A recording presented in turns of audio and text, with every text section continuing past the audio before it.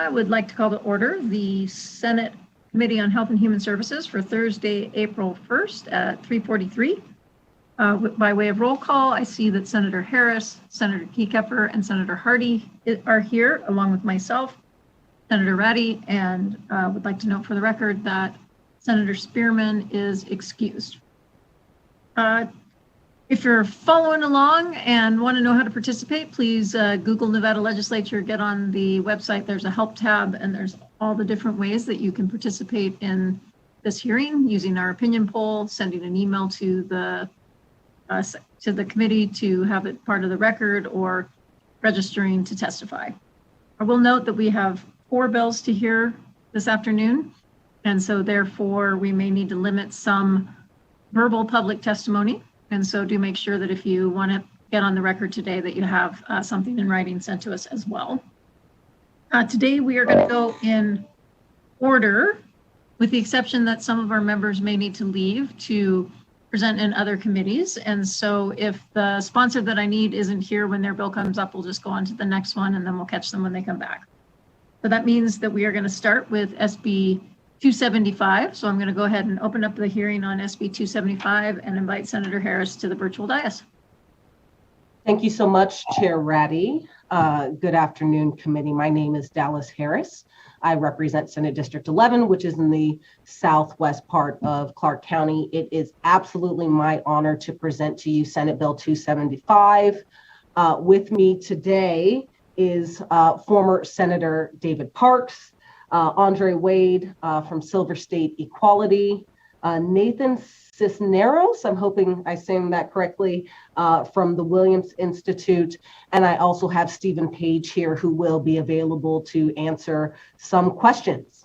Senate Bill 275 will modernize Nevada's laws on human immunodeficiency virus, or HIV, by treating HIV in the same way as Nevada treats all other communicable diseases. In doing so, Senate Bill 275 will remove from Nevada statute discriminatory laws that unfairly target people because of their HIV status. These laws were not rooted in science, but in fear, and have had significant negative public health consequences for Nevada for decades. Senate Bill 275 is the culmination of many years of thoughtful discussion and hard work led by Senator David Parks. I've asked him to join me to provide you a historical overview of how we got to this important hearing today. Senator Parks.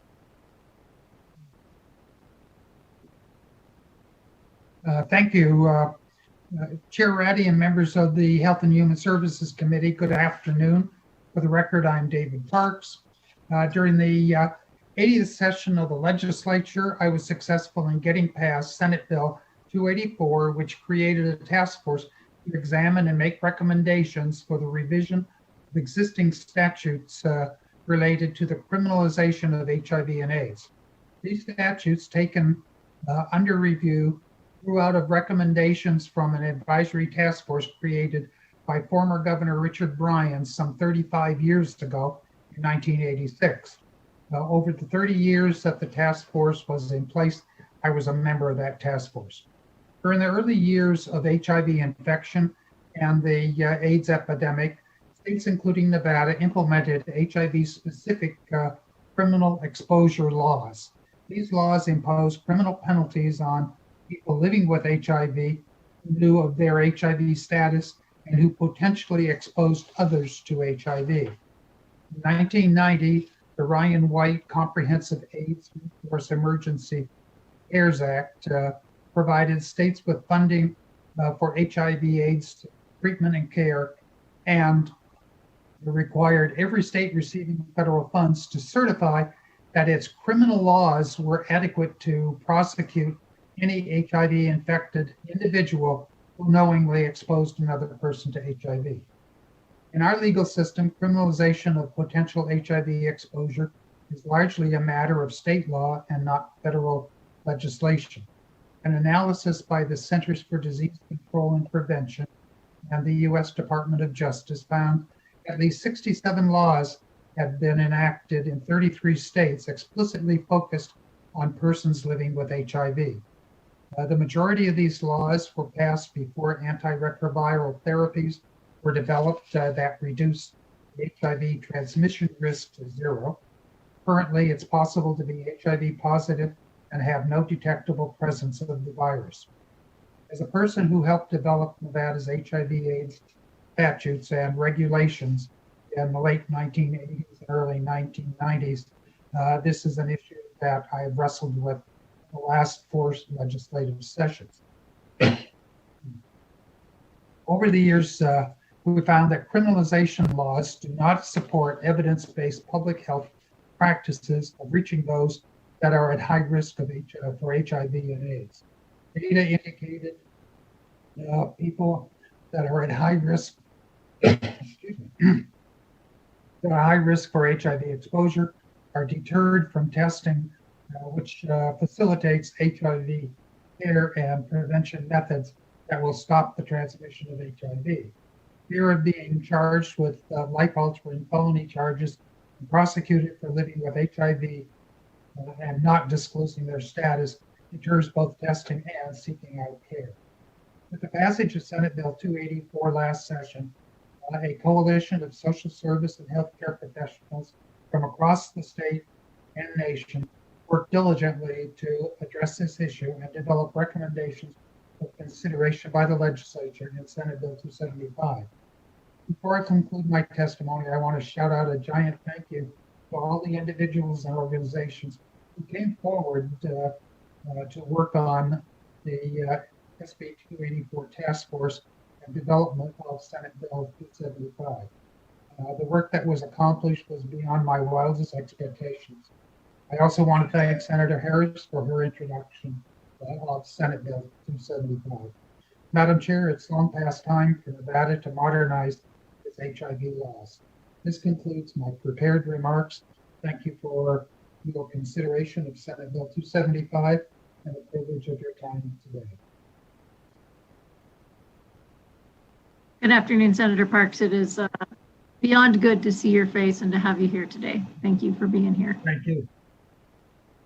And Chair Ratty, at this time, with your permission, I'd like to turn it over to the chair of the HIV Modernization Task Force, Andre Wade, for some brief remarks and emphasis on brief. Thanks, Mr. Wade. Thank you, Senator Harris, and hello, Chair Ratty and members of the committee. I will keep my comments brief. As stated, my name is Andre Wade, and I'm State Director for Civil State Equality, a Nevada-based statewide LGBTQ civil rights organization, which brings the voices of LGBTQ people and allies to the institutions of power in Nevada and across the United States, striving to create a world that is healthy, just, and fully equal for all LGBTQ plus people. As Senator Harris mentioned, I'm also chair of the Governor's Task Force on HIV Modernization, and today I'm speaking on behalf of Civil State Equality. As Senator Parks mentioned, for decades now, we've had laws on the books that are outdated, ineffective, and discriminatory, and they do more harm than good. So while efforts are underway to end the HIV epidemic by, in part, developing statewide and local plans to address people getting tested, to know their status, getting people in care and to stay in care, these plans also include modernizing our laws that criminalize otherwise legal behavior or increase penalties for criminal behavior based on a person's HIV status. These laws stigmatize people living with HIV and go against the very public health efforts to end the HIV epidemic that has been put in place by specifically calling out HIV in the law when other communicable diseases are not. Moreover, this issue at hand is to simply treat HIV like any other communicable disease and not require sentence enhancements. This effort is supported by the U.S. Center for Disease Control, the National Institute of Health, and the American Medical Association, and the U.S. Office of Infectious Disease and HIV/AIDS Policy. HIV is a public health issue, not a criminal one. Our law should reflect that. Thank you in advance for your support for this very important piece of legislation, and this ends my remarks. Thank you very much. Thank you. Senator Harris?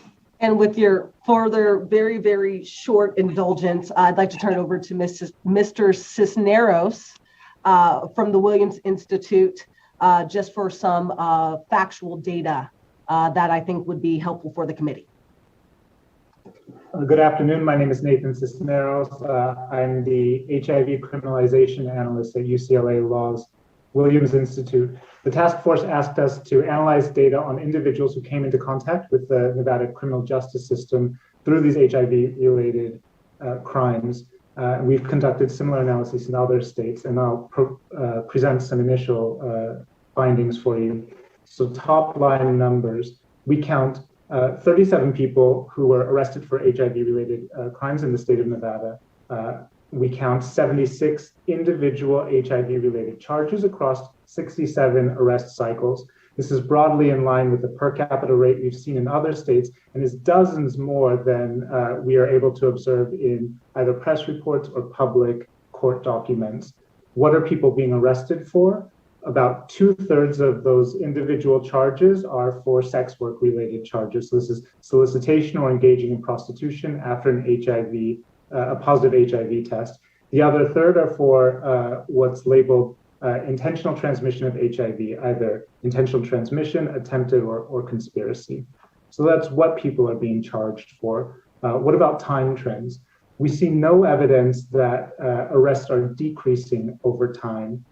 So for example, the solicitation charge, we observe 20 before the year 2013. We see 29 on or after the year 2013. We see a similar trend for transmission or attempted transmission. In fact, more after the year 2013. So that's the time trend. Who's being arrested? As we see in other states, the data reveal that HIV crimes disproportionately impact people of color. Over half of those arrested for HIV crimes in Nevada are Black. However, Black Nevadans make up just 9% of the state's population and 27% of Nevada's population of people living with HIV. Only one person identified in our data is identified in our data as white and Hispanic. Similar to other states, HIV crimes disproportionately impact women. 16% of people living with HIV in Nevada are women. Almost 1/3 of those arrested for HIV crimes are women.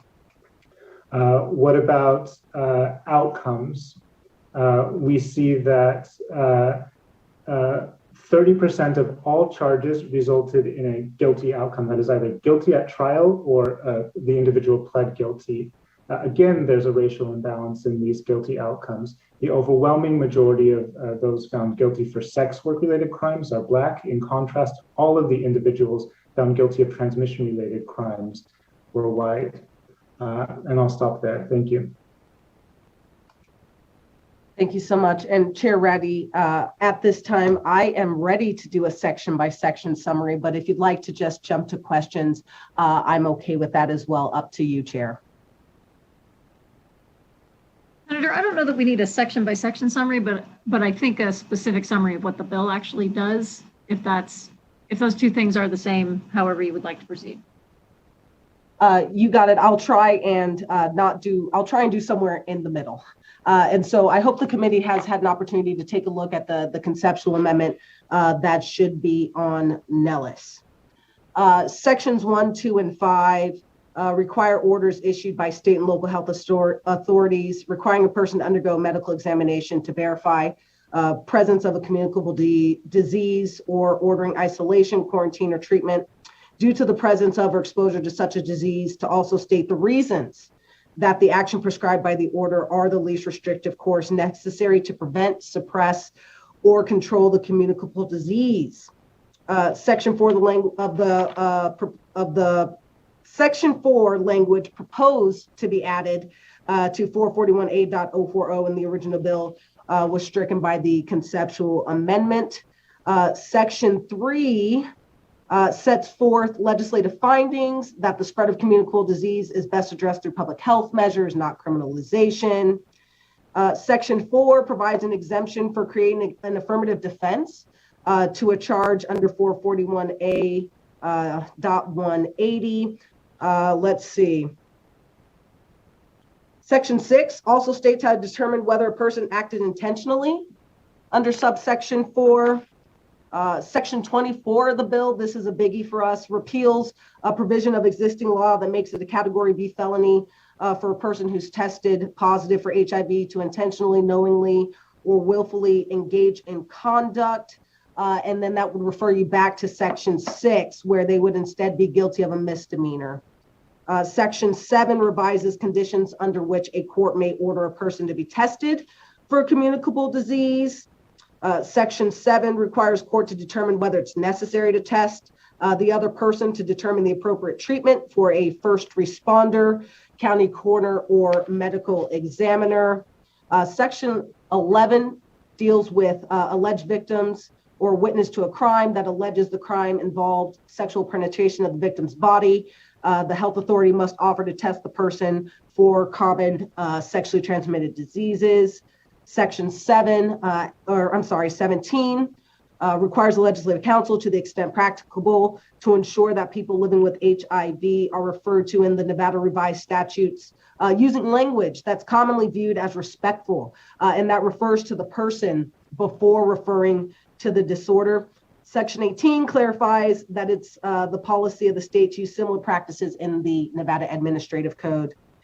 Sections 8, 9, 11 through 14, 16, and 19 through 21 revise terminology referring to HIV, other communicable diseases, and other related issues. Section 24 repeals existing laws that require a person arrested for prostitution or solicitation for prostitution and each offender in the custody of the Department of Corrections to be tested for HIV. We've repealed the provision of law that makes a Category B felony to engage in prostitution after testing positive for HIV, and also repealed the section that requires the director of the Department of Corrections to establish an educational program related to HIV for inmates and employees of the department. Sections 10 and 15 make conforming changes to remove references to those repealed sections, and Section 22 of the bill reestablishes the advisory task force on HIV exposure modernization from the 2021-2022 interim, which again was originally created by Senate Bill 284 of the 2019 legislative session. So as you can see, this bill, Chair Ratty, is extremely comprehensive and truly is a bill that seeks to modernize our HIV laws across the board. Thank you. Thank you. All right, we'll open it up to the committee for questions. Senator Hardy? Thank you, Madam Chair. So I'm going to try to summarize what I think I heard. If a person knows himself, herself to be HIV positive and has sex or shares a needle with somebody, they are now guilty of a misdemeanor and not a felony. Is that what I heard? Senator Hardy, to you through Chair Ratty. You know, it would depend. If the sharing of the needle is a kind of consensual choice, and the other person knows that that person has HIV and chooses to engage in that behavior, whether it be sex or sharing a needle, then they would not be guilty of the misdemeanor either. I think it's important to note here, and you know, I can kind of hear this in the basis of your question. HIV is the only, was hopefully after passage of this bill, the only communicable disease where that felony would have been attached. So you glossed over one of the things. So the person who knows that they have HIV and has sex with somebody is now potentially guilty of a misdemeanor and not a felony. To you, Senator Hardy, through Chair Ratty, you are correct. Again, I just wanted to note there is an affirmative defense that I think is fairly important, that if those relations were consensual, they would not be guilty of the misdemeanor. When you say consensual, do you mean consensual as in not rape, or do you mean consensual is I'm positive for HIV and is it okay if I have sex with you? Is that what you mean for consensual? The latter, yes, Senator Ratty, or Senator Hardy, excuse me. So Senator, people mix us up all the time. Yeah, I wish. So if a person has HIV and says to the other person, I have HIV, would you like to have sex with me? And the recipient says yes, then it's a misdemeanor potentially, but not a felony. In your scenario, Senator Hardy, Dallas Harris, for the record, you are describing where you would not be in a misdemeanor because it fits under that affirmative defense. Okay. And what does the CDC have any role in describing this affirmative or this unaffirmative transmission frequency, or what's the science, I guess? CDC weighed in on this? Senator Hardy, to you through Chair Ratty. If I think I understand your question correctly, as far as the affirmative defense comes in, no, the CDC doesn't play a role in that. But I will note we pulled that affirmative defense from existing NRS. It already was in place for the felony that we're repealing. And so we're moving that same language underneath this new section. So the CDC, have they weighed in on the transmissibility risk of those interactions? Senator Harris, if I may. And please go direct. This is Andre Wade, Superstate Equality for the record. I have information here. Further recent research shows that the risk of HIV transmission through sexual intercourse is low, even if people are not using condoms or taking medications that reduce risk. The CDC estimates that the per act risk of transmission varies from close to 0% to a maximum average of 1.38%, depending on the type of intercourse. And so what we know through CDC and other organizations is that the actual rate of transmission is very low. Receptive and intercourse is about 1.38%. And there's all these other different levels that are to like insert of anal intercourse, 0.11%. Insert of oral intercourse is very low. So there is CDC that has weighed in on this act of transmission. All right, well, thank you, appreciate it. Thank you, Madam Chair. You are welcome, Senator Hardy. Other questions from the committee? Senator Kieckhofer? Thank you, Madam Chair. I'd forgotten I was on. I was off for a second there. I have a couple of questions. The first relates to, I think, the definition of communicable, or I'm sorry, well, the definition of communicable disease. Is the coronavirus a communicable disease? Thank you for the question, Senator Kieckhofer. It is my understanding that, yes, the coronavirus would fit under the definition. So, sorry, Madam Chair. I was going to say, we do have some folks from DHHS here, I think, as well, if we need them. All right, so the reason I ask is because, you know, obviously a top of mind subject, but it also begs the question about some of the changes in Section 2 relating to asking people to isolate, ordering people to isolate, quarantine, that exposure, you have to have been in an infectious state in order to get people to isolate. That seems counterintuitive to everything we've done for the past year in terms of social distancing and isolation and all of that stuff. Senator Kieckhofer, I do think it would be helpful for, I believe it's Tori Johnson, to talk a little bit about this, because certainly all of these laws predate coronavirus and had to be applied to coronavirus, but we're more along tuberculosis and any number of other conditions. I get it sort of separate from the subject matter, but no, but it's important because this bill actually does change the definition for all communicable diseases, not just HIV/AIDS. So I think it's important. Mr. Johnson, can you comment? Hi, Tori Johnson for the record. This is my first time speaking in this capacity, so please let me know if I'm not doing something correctly. But unfortunately to this, I can actually only speak to HIV. That is my subject matter. Expert, I'm not, although I do work in public health, and of course HIV is a communicable disease, I'm not well versed in COVID, but I can get some information for you and speak to my colleagues and get back to you. It may not be today, but unfortunately. My apologies, Mr. That's Johnson, okay. putting you on the spot like that. That's okay.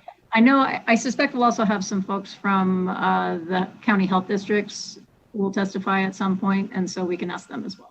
Senator Ratty, this is Kyra Morgan for the record. I'm the state biostatistician for the Department of Health and Human Services. COVID-19 is a communicable disease, that's correct. thank you for that. I appreciate that, Ms. Morgan. And Chair, I think we need to explore a little bit what some of the changes might be as it relates to powers of local health districts to get people to isolate under broader global pandemic type conditions under these changes, not specifically related to the intent of the bill. I know that. Sort of broader issue. When it comes to section, sorry, I'm looking back into the amendment. I think it's section 7 where it relates to testing of like first responders and public health officers who believe they've had an exposure or are worried that they've had an exposure. This seems to make a significant change in that it would require them to have either had a negative test before, but it doesn't really say when, and or specific knowledge that the person who potentially exposed them was infected. Can you walk through that section? I don't really understand what we're trying to accomplish with this. Sure, Senator Kiefer, thanks for the question. I will say just off bat, this section was developed in consultation with the Clark County Fire Department's input as well. And so I know that they had some concerns. And so what you're looking at is actually some compromise language that we put together with first responders themselves. I think, Senator Kiefer, the key here is that we don't want to subject people to unnecessary testing, although we also want to make sure we keep our first responders safe when they feel that they've been exposed, and this language accomplishes those dual goals. Okay, so under this language, what is the process, right? So if a police officer is in a confrontation and has bodily fluid exposed to them in one way or another, under what conditions are they allowed to test? Because and maybe it'd be helpful for me to understand as well, what is the sort of like incubation period, all those sorts of things for contracting some communicable diseases? How long until exposure would an individual actually start testing positive? And I think most importantly, are there medical interventions that can be used in that interim time to either suppress or prevent infection? Thank you for the question, Senator Kiefer. The way that I read Section 7 is the only thing that you need in order to get the testing done is that it be necessary to determine an appropriate treatment for the first responder. And so if that prong is met, then the testing can be done in conjunction, of course, with coming into contact with the human blood or bodily fluids. This is Andre Wade, Civil State Equality. Just for the record, just so we can dispel some myths here, there is no documented evidence that there has been transmission of HIV through biting, spitting, scratching, bodily fluids, those sort of things. And so, and this is something that the Association of Prosecuting Attorneys and Center for HIV Law and Policy, et cetera, have endorsed and done research on. And so we just have to be clear that a lot of these thoughts about the way HIV is transmitted is incorrect. And so we're trying to make sure that when we are crafting these laws, that they don't provide misinformation that's out of step with science and is stigmatizing. And so the way that you described it wouldn't transmit HIVs. So just want to be clear on the record. And I appreciate that, and thank you, Mr. Wade. I'm probably guilty of some of those assumptions long term too, but I'll point out that this is about all communicative diseases, and I've been told for a year that I can't breathe on people. So I think I think we need to think about the full scope. I mean, I know we're trying to eliminate stigma and criminalization related to HIV, but communicable disease is a really broad term, it seems like, and that the implications sort of downstream need to be considered. And Senator Kiefer, I'd also note that in Section 7 in particular already has the kind of provision that you have to come in contact with human blood or bodily fluids, right? That's the black language. And so this section wouldn't really address someone breathing on a first responder as is. And if I read paragraph A, subsection 1 correctly, I think there either has to have been, I'll just read it again, make sure I understand it. I appreciate it. Happy to have further discussions with you as well, Senator. I appreciate it. Thank you. I appreciate what you're trying.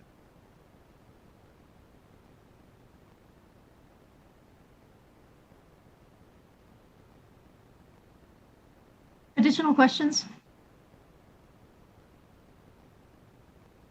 I guess my question is broader, again, because so understanding what you're getting at, which is the very real stigma and misinformation and all of those challenges with HIV, AIDS, and then understanding also that this bill is much broader than that and is all communicable diseases. What was the process of working with the health districts to get to a point where that they're comfortable with this, given that they are the ones who are protecting us all from the outbreak of communicable diseases when that's necessary? And I don't know that it's actually necessary, but I will disclose that I am currently employed by the health district, but do not work in communicable diseases in any way, shape, or form. So I'm ignorant to these pieces of it. Thank you for the conversation, Chair Ratty. I think there are two parts. So the first was the HIV Modernization Task Force, where we had health district experts at the table from the beginning of the development of this legislation. The second piece was as we actually got language, and I'm sure Mr. Page or Mr. Wade can elaborate a little bit. As we actually got language, there was plenty of back and forth between HIV advocates and the health districts to get to the legislation that you see before you today, for that exact reason that the bill is a bit broader than just the sections that only call out HIV. And so both Washoe and Southern Nevada health districts were important partners in getting to the product we have today. Great, thank you.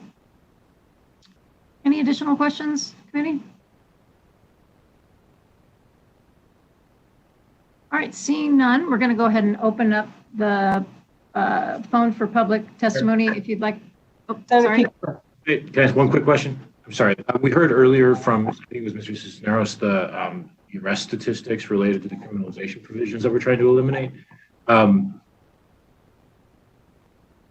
Have there been any documented cases of actual infection related to those arrests or transmission related to those arrests? This is Nathan Cisneros. The data that we have come from the Nevada State Department of Public Safety. So we have arrest information through to final disposition. We don't have any public health data. Okay, thank you. Okay, looking around again, not seeing anyone. All right, we're going to go ahead and open the lines for public testimony in support of SB 275. Public testimony will be limited to two minutes per person. And if the persons who have testified before you have said essentially what you're going to say, feel free to just say, I agree with the prior callers. Go ahead and open up the lines. Thank you, Chair Ratty. Callers, if you'd like to testify in support of Senate Bill 275, please press *9 now to enter the queue.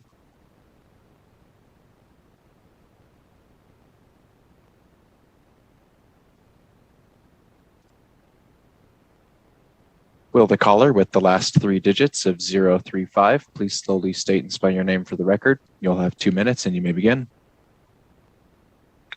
Good afternoon, Madam Chair and honorable members of the committee. For the record, my name is Quentin Savoy. That's QUENTIN I'm the Deputy Director of Make It Work Nevada, and I'm also a member of the Advisory Task Force on HIV Exposure and Modernization. I stand in support of SB 275. We're long past due for modernizing our state's laws on HIV. Such laws are rooted in stigma and uncertainties around the virus that are no longer uncertain. Furthermore, current laws disproportionately impact Black communities and other communities of color that are more likely to be living with HIV. During the special session of 2020, this body passed SCR 1, declaring racism a public health crisis. This measure had bipartisan support in both chambers. This bill, SB 275, is in alignment with the intentions of this Senate concurrent resolution. we can begin to curb the criminalization of Black and Latinx communities living with HIV by passing SB 275. We urge bipartisan support for this measure. Thank you for your time. Thank you. Will the next caller with the last three digits of 593 please slowly state and spell your name for the record? You'll have 2 minutes and you may begin now. Good afternoon, Chair Ratty and members of the committee. My name is Ro Gill, R-O-G-I-L. I am a social work student and a former housing case manager for people living with HIV. I am here in support of SB 275. SB 275 would modernize Nevada's HIV-related laws that currently perpetuate stigma against people living with HIV. Throughout my career, I have seen the impact that stigma and discrimination has had on people living with HIV or AIDS. To name a few, clients endured loss of hope and feeling of worthlessness, addiction, isolation, and/or depression, and loss of income or livelihood. People who are exposed to societal stigma often undertake internalized stigma.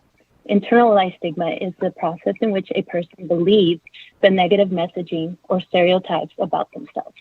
As we can imagine, internalized stigma can be very harmful to self and others. Some harmful outcomes of stigma and its effects include not getting tested for HIV because of the negative consequences that come along with knowing, increased depression, and other worsening psychiatric symptoms, along with the avoidance of medical care. I urge you to pass SB 275, which would modernize Nevada's HIV-related laws to match the medical advancements around HIV and its transmission. Modernization is necessary because these laws are not only failing to stop the spread of HIV, as Nevada is ranked 18th in the nation in the number of diagnosed cases, these laws are also continuing to negatively impact Nevada residents and their families. I'd like to thank Senators Harris for bringing such important legislation to the table, and thank the committee for their time. Thank you.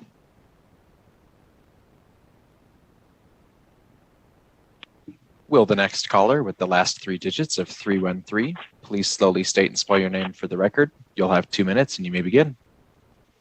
Good afternoon, Chairwoman Ratty and committee members. For the record, I'm Dawn Christensen, DAWN-CHRISTENSEN, Vice President of Communications and Corporate Responsibility for the Nevada Resort Association.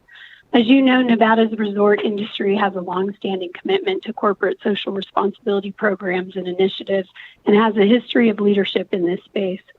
The key pillars of most CSR programs are philanthropy, environmental sustainability, and diversity, equity, and inclusion, which work in tandem to strengthen our community and create better outcomes for people and the planet. More than 2 years ago, at the encouragement of our members, the Resort Association created its Corporate Social Responsibility Coalition aimed at harnessing our members' individual CSR efforts through a collective impact model of collaboration and shared goals to address our community's challenges and make a greater impact. Over the past year, diversity, equity, and inclusion, or DE&I, has become an even greater priority for the coalition as we focused our work on increasing access, opportunity, and equity for all. It is under this principle of fairness and equality that I speak in support of SB 275 today. Current Nevada law unfairly targets people because of their HIV status and disproportionately impacts certain communities that are more likely to be living with HIV. SB 275 seeks to change that by modernizing our outdated laws that treat HIV differently from every other communicable disease. We hope you take into consideration the recommendations presented by the state's HIV Modernization Task Force that helped shape this bill. I'd like to thank Senator Dallas Harris for bringing this issue forward and her leadership on equality and equity matters. Also like to thank Senator Parks for his longtime dedication for the LGBT community and his work in laying the foundation for this bill. Thank you again, Chair Ratty and committee members, for the opportunity to share our perspective with you. We appreciate your time.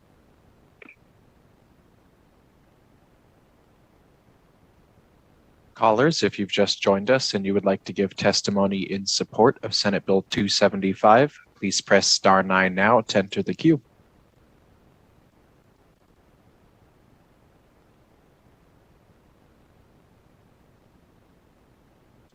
Will the next caller with the last three digits of 212 please state and spell your name for the record? You'll have 2 minutes and you may begin now.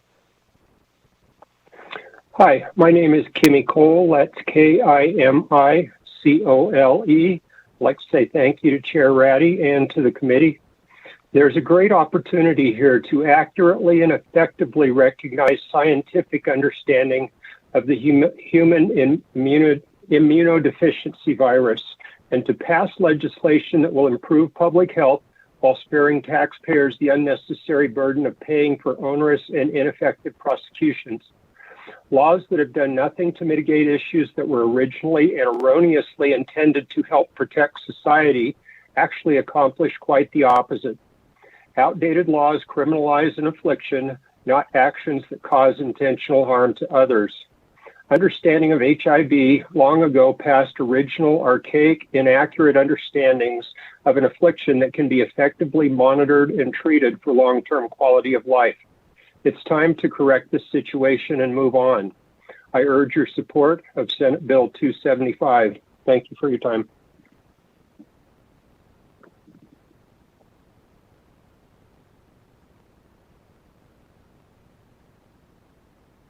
Will the next caller with the last three digits of 261 please slowly state and spell your name for the record? You'll have 2 minutes and you may begin.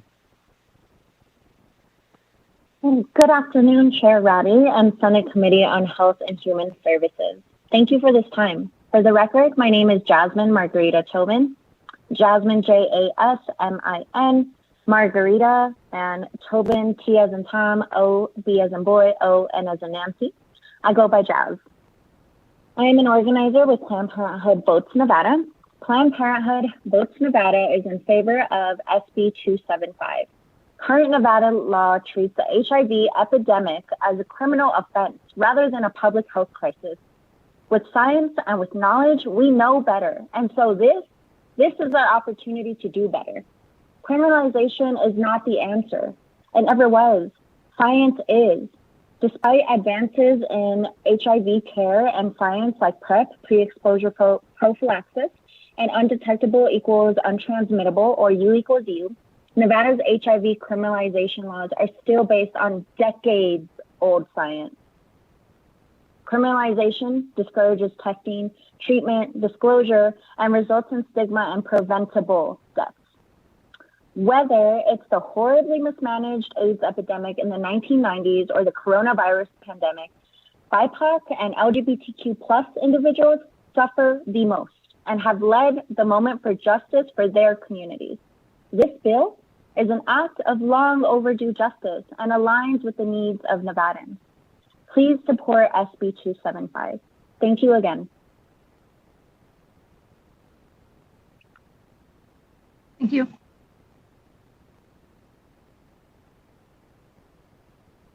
Will the next caller with the last three digits of 611 please state and spell your name for the record? You may begin now with 2 minutes.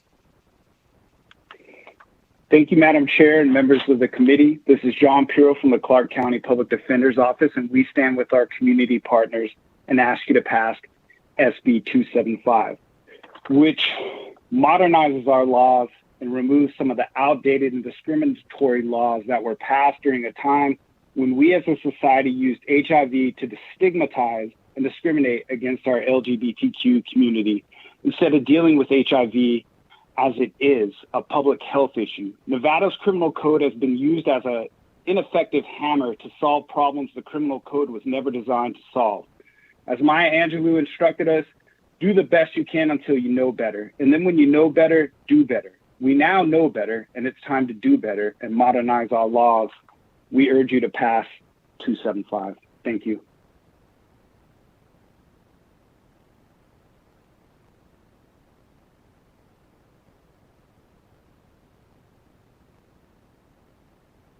Will the next caller with the last three digits of 442 please slowly state and spell your name for the record? You'll have 2 minutes and you may begin now. Yes, thank you, Chair and Committee. My name is Jada Hicks, Jadahicks, and I am a supervising attorney at the Center for HIV Law and Policy, or CHLP for short. CHLP hosts the Positive Justice Project, the first national collaborative network of people living with HIV and people living with viral hepatitis.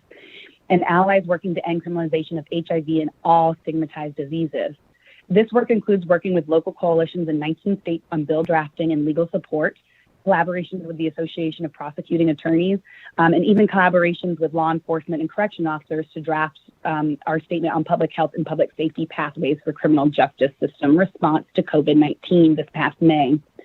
Our collaboration has proven that with sound information on how HIV, viral hepatitis, and other diseases are spread, provided by a trusted medical expert, positions can change dramatically in favor of decriminalization. There are currently 32 states that have HIV-specific laws that impose criminal liabilities. These laws impose either misdemeanor or felony punishment and explicitly target HIV. These laws can be found in criminal codes or public health codes. And some of these laws define criminal offenses for exposing others to HIV. Others outline harsher penalties for people living with HIV for acts that are already considered criminal. HIV criminalization is fueled primarily by the inaccurate belief that HIV is easily transmitted and fatal, neither of which is true. These laws conflict with public health goals. The laws have no impact on risky behavior, no impact on the number of new HIV diagnoses.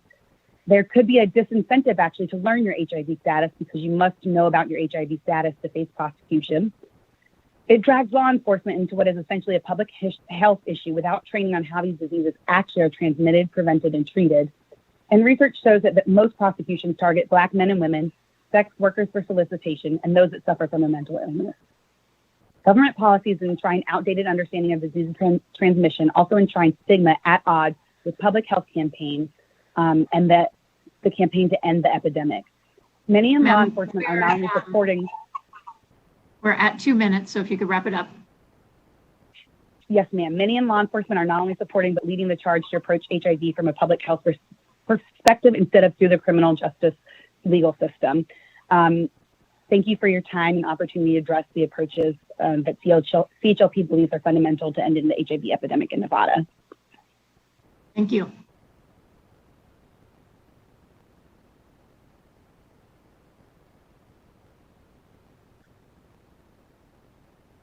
Will the next caller with the last 3 digits of 904 please slowly state and spell your name for the record?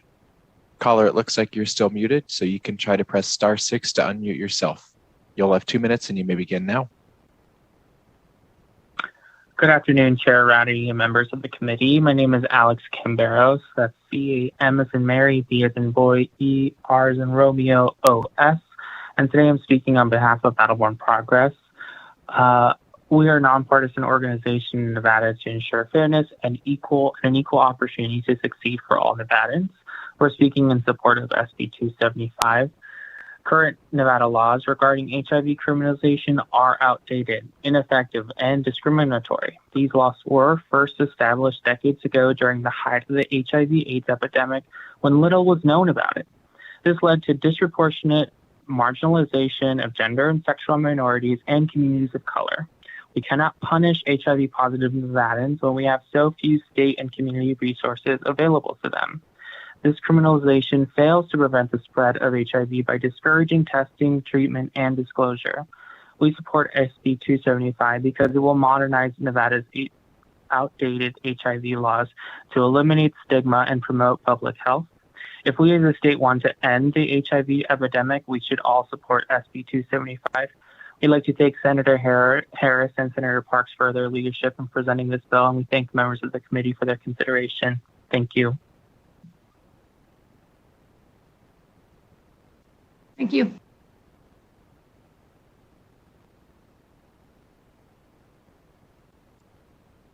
Will the next caller with the last 3 digits of 016 please state and spell your name for the record? You'll have 2 minutes and you may begin now. Good afternoon, and thank you so much for hearing this bill. For the record, my name is Wesley Ewell. That's W-E-S-L-E-Y-J-U-H-L, and I'm the Director of Communications and Outreach for the ACLU of Nevada. We support Senate Bill 275 and the work to take harmful stigma out of our state laws. I want to say ditto to the other policy remarks in support and instead focus on why this measure is so important to me personally. As a queer man, my experience has been that discussions about HIV and AIDS are far too often tangled up in homophobia and transphobia, and my sense is that the same is true with Nevada's current criminalization scheme. When looking at the groups most vulnerable to contracting HIV, it's clear this epidemic is also tangled up with racial and economic justice issues. I'll tell you some of the first volunteer work I ever did back in my early 20s was HIV Prevention Outreach with the center. And we always said, get tested and know your status. And the sad truth that I hope you see now is that criminalization of HIV serves as a major obstacle to these important public health messages. Thank you to Senator Harris for bringing this bill, and thank you to the members of the HIV Modernization Task Force who have worked so hard on this. This is a great opportunity to update our laws so they align with current science, and like I said, to remove the stigma that gets in the way of the work we need to do to end this epidemic. Please send SB 275 to the floor and on to the Assembly. Thank you. Thank you. And again, a reminder to those on the line that you can just say you support the bill so that we can make sure that everybody has an opportunity. Will the next caller with the last three digits of 318, please slowly state and spell your name for the record. You'll have 2 minutes and you may begin now. Good afternoon. This is Kendra Birchie with the Washoe County Public Defender's Office at BERTSCHY. I agree with the statements from the callers before me, and we just add that this will hopefully allow individuals who do have medical and issues to out of the criminal justice system. I've had a handful of clients who indicated that they became involved in the criminal justice system because of the stigma associated with their disease that led to them using alcohol and substances, and we truly believe that this will help all Nevadans. Thank you.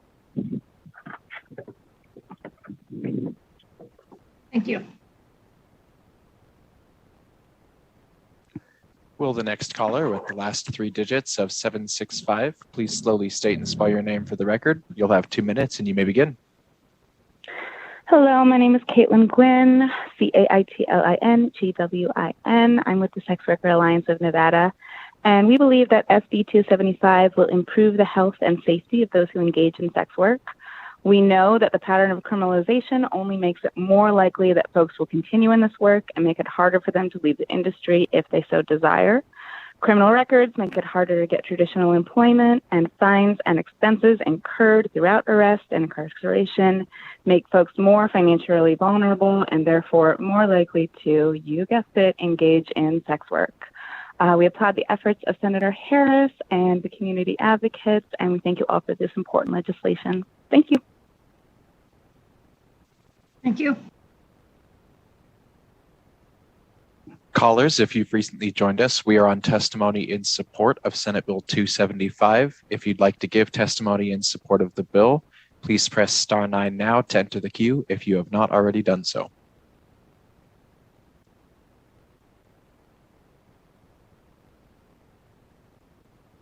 Will the next caller with the last three digits of 106, please slowly state and spell your name for the record. Caller, it looks like you're still muted, so you can try to press *6 to unmute yourself. You may begin now with 2 minutes. My name is Emily Driscoll, EMILY-DRISCOLL from Assembly District 10, Senate District 3. I'm calling to represent the Las Vegas chapter of the National Lawyers Guild. The Las Vegas NLG is in strong support of SB 275.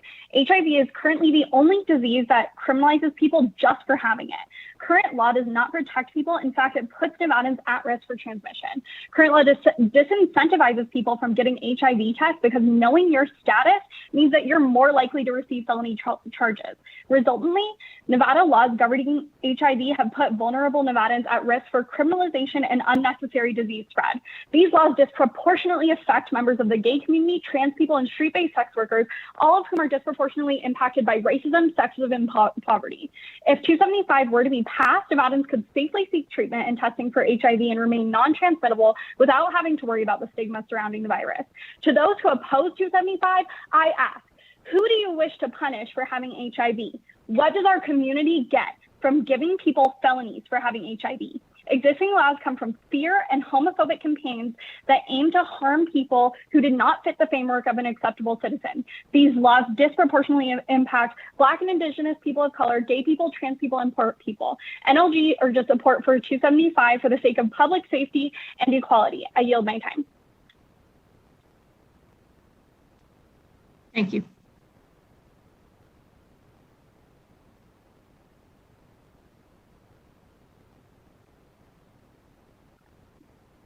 Will the next caller with the last 3 digits of 679 please slowly state and spell your name for the record? You can press *6 to try to unmute yourself. And you may begin now with 2 minutes.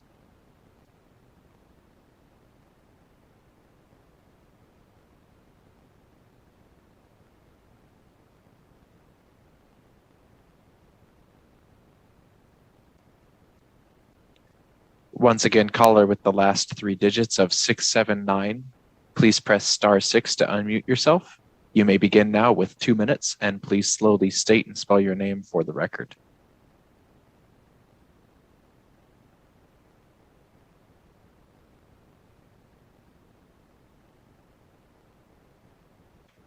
If there are any additional callers who have not yet made testimony in support of Senate Bill 275 and would like to, please press *9 now to enter the queue.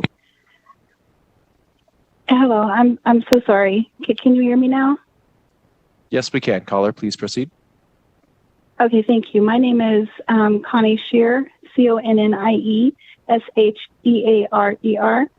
I'm a long-term survivor of HIV for 25 years. I'm one of the founding co-chairs for the Nevada HIV Modernization Coalition, and I'm here today to talk about why we should all care about reforming the outdated HIV criminalization laws in Nevada.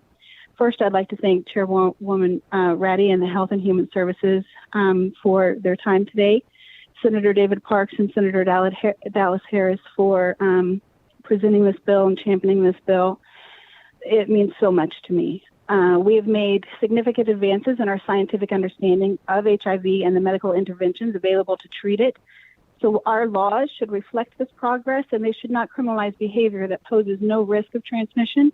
The way the current laws are written are preventing people from getting tested out of fear of being criminalized and it's preventing them from getting into treatment. Treatment that we now know prevents the spread of HIV. We are not going to criminalize a public health issue away. So because of that daily treatment that I take, it's called antiretroviral therapy. I am what is known as virally suppressed. That means the virus inside my body is unable to be transmitted to someone I'm having a sexual relationship with. What I want you to think about right now are the countless more like me who were exposed and acquired HIV but have not found out. That means they're untested, not in treatment, too afraid to go get tested, and possibly being told by their doctor that their symptoms can't be HIV because they're not in a high-risk group or because they don't even have equity access to treatment. I'm not saying they should be criminalized. We're not going to criminalize a public health issue away. I'm here today to ask you to vote do pass on SB 275 so that we can have the support that it needs to be adopted into law so that our state can ensure that we begin to modernize our outdated laws that are stigmatizing, dangerous, and are not in line with science. What many people who are not living with HIV do not understand is it's not just the actual charges that ruin people's lives. It's the stigmatizing language used by the media, the public, and by this very legislative body today that continues to perpetuate outdated myths and opinions. There is language in this bill that commits to modernizing outdated language, and I thank you for that so very much, Senator Harris. That commitment means so much. I support this bill, and I respectfully request that you support it also. Thank you for your time. Thank you.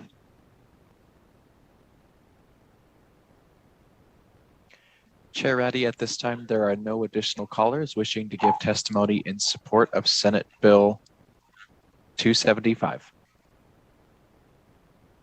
Thank you. Let's go ahead and move on to opposition to Senate Bill 275. Certainly, Chair. Callers, if you'd like to give testimony in opposition to Senate Bill 275, please press *9 now to enter the queue. Once again, that is *9 now to enter the queue for opposition to SB 275.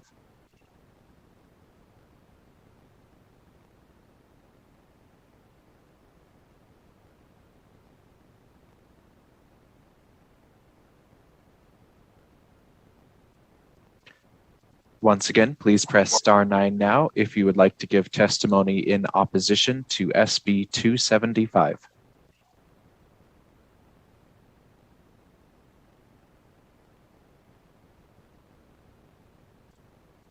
Chair Ratty, at this time, the public line for opposition is open and working. However, there are no callers in line.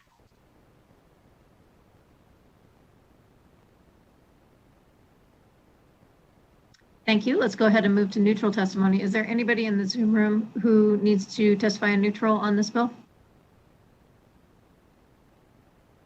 Right, not seeing any. Let's go ahead and open up the line. Chair Ratty, we have Miss Jacob, it appears, from Clark County on the line. I'm not sure if she wants to testify now or later, but she's on the video and was going to be in the neutral position. Ms. Jacob? I am. Chair Ratty, I actually had called in on the phone because I wasn't sure logistically how to do this. So I just hung up the phone. Yes, thank you, Senator Harris, for letting me go first. My name is Joanna Jacob. I'm Government Affairs Manager on behalf of Clark County, JOANNAJACOB. I have been working with Senator Harris and the bill proponents on this bill on behalf of Clark County Fire, specifically on Section 7. I would like to say the rest of the bill, we are in support of the stated testimony today and the goals of the task force and everything that has gone into modernizing the criminal statutes of Nevada and decriminalizing potential HIV exposure. The concerns with Section 7 that we had on behalf of our fire department and working with the fire unions who are going to testify after me, I believe now, in neutral, is that the changes made in Section 7, as in the original bill, we felt would be a barrier, and we consider that a public health statute. When we have first responders going in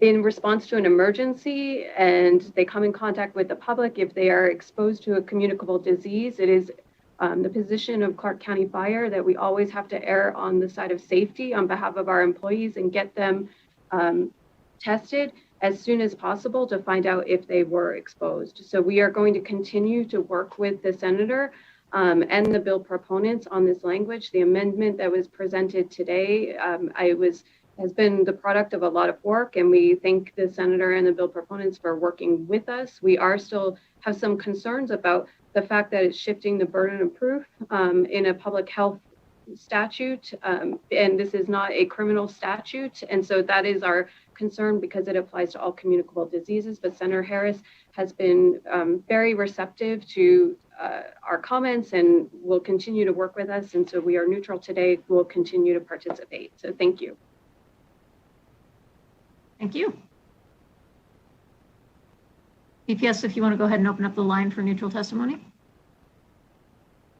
Thank you, Chair. Callers, if you'd like to testify in a neutral position for Senate Bill 275, please press star 9 now to enter the queue.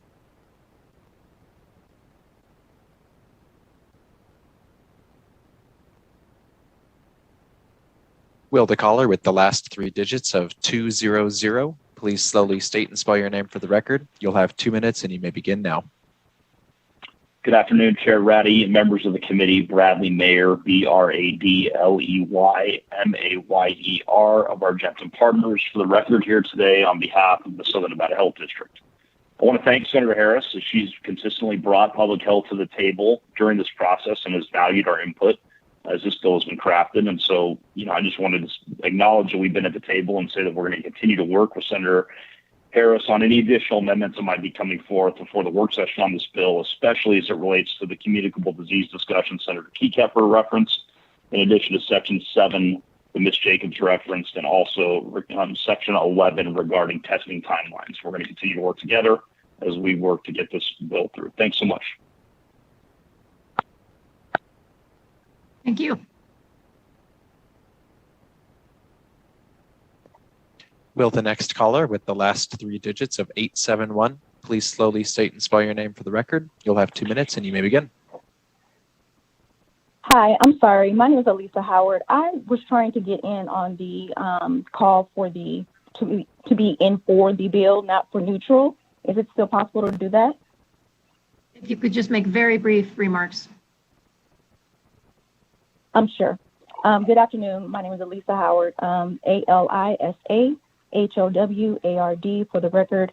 As a former HIV Ryan White Program Director and now the owner of Minority Health Consultants, I agree with the statements mentioned previously for SB 275. and it greatly saddens me that such a bill has to come forth in 2021. Nevada's laws that criminalize HIV are outdated, ineffective, and discriminatory. The CDC and the state data shows us that HIV is the most dangerous infectious disease aside from COVID-19 currently that threatens the lives of minorities, to include African Americans, Latinx community, and the LGBTQ communities, with the highest amount of morbidity and mortality. We're asking you today to please approve this bill so that we can move forward in our laws and to take out any discriminatory laws that affect people living with HIV. Thank you. Thank you. So for the record, we'll note that that was support, and then BPS, if you would take us back to neutral testimony, please. Certainly, Chair.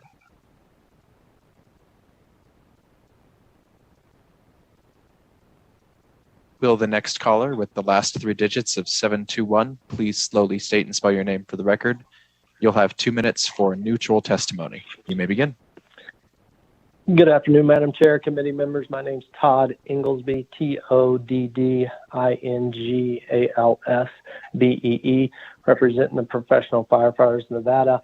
I just want to ditto the comments from Clark County, Joanne, regarding Section 7. I totally support the bill, support everything it does. I just want to make sure that my members are protected. We're able to get tested, or our patients that we're transporting and we're there assisting, whether it be an intentional or accidental exposure for any communicable disease, can get timely tested.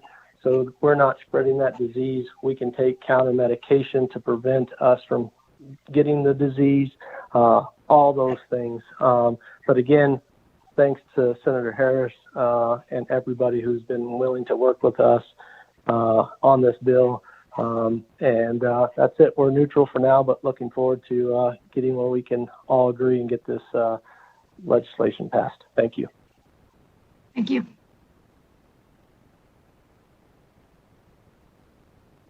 Callers, if you've recently joined us, we are on neutral testimony for SB 275. If you'd like to join the queue to give neutral testimony, please press *9 now.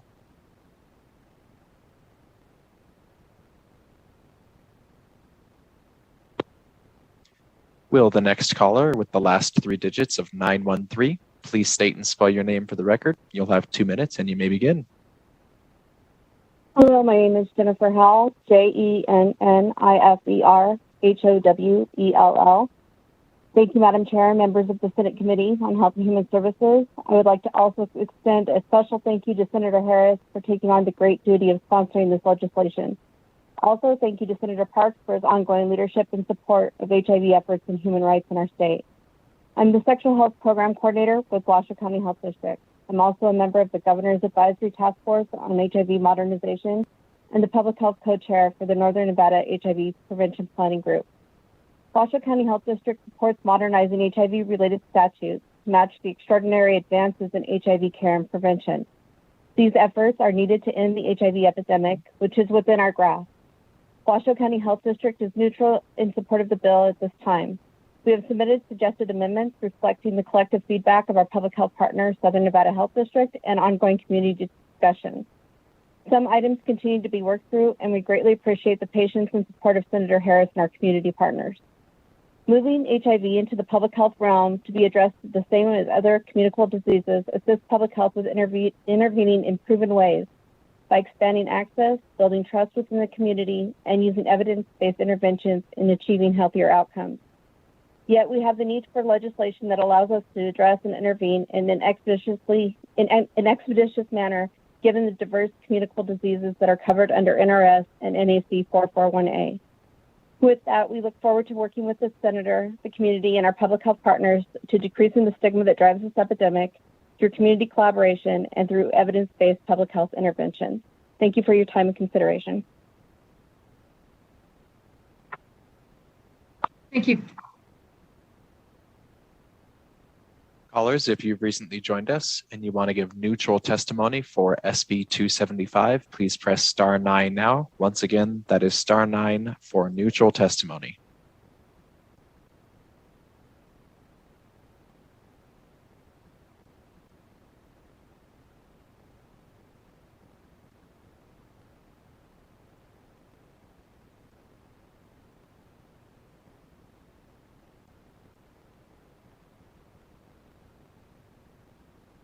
Chair Ratty, at this time, there are no additional callers for a neutral testimony of SB 275. Okay, thank you. Closing comments, Senator Harris? Thank you so much, Chair Ratty. I'll spare you all of the long notes that I had in closing and just make 2 points if I can. One, I am committed to continuing to work with Clark County, the professional firefighters, to make sure that we get this right, as well as our health district partners. This has been a labor of love, and I know that we are almost there. The second point I'd like to make while he's still on the line is that although my name is on this bill, what you see before you is a product of decades of work by Senator Parks. And so, as always, the state is ever grateful to your endeavors. And I appreciate the opportunity to kind of pick up the mantle on this issue. Thank you, Senator Parks. And with that, Chair Ratty, I'm ready to conclude. Great, thank you. Well, with gratitude to Senator Parks as well, we'll go ahead and close the hearing on SB 275. Good to see you, sir. And we will move to check in on Senator Orenshaw. Senator, do you have the presenters that you need for SB 376?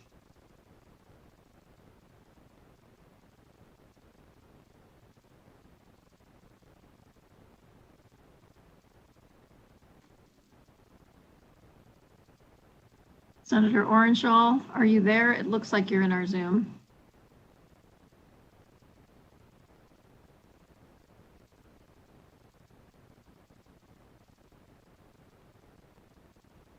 Okay, since it looks like we may not have Senator Orenshaw right now, we're going to go ahead and move on to Senate Bill 379 and check in with Senator Hardy to see if you have the presenters that you need.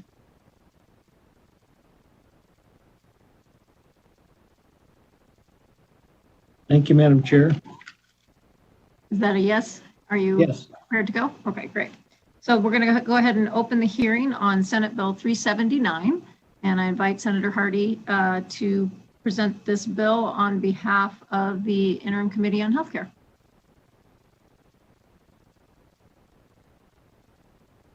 Senator, it looks like you're back on mute. Thank you. Again, the health workforce data collection in Nevada through licensure renewal process was a group of stakeholders who came to the Legislative Committee on Healthcare in the interim, and the Legislative Healthcare Committee heard their report and said we should do something, and this is what we are being presented with what to do. So this talks about having a way to find out who is doing what, where, when, and how in the field of healthcare. And so asking for upon renewal, not upon the initial license, but upon renewal in a non-mandatory way to have a survey filled out that took me 4 minutes to do when I saw the draft of it, and it's to be confidential and using aggregated data, and therefore it is going to have probably some friendly amendments clarifying how that can be confidential. So what John Packham is going to do is walk through the process by which we would identify people, and the key of this whole thing, if you look at the bill, it uses the words attract more persons and improve health outcomes, and in the attract more persons, including for members of the unrepresented groups. And so that is in essence what it is, and I would be thrilled if John Packham would like to do his brief introduction, and if that's okay with you. That sounds great. Dr. Packham?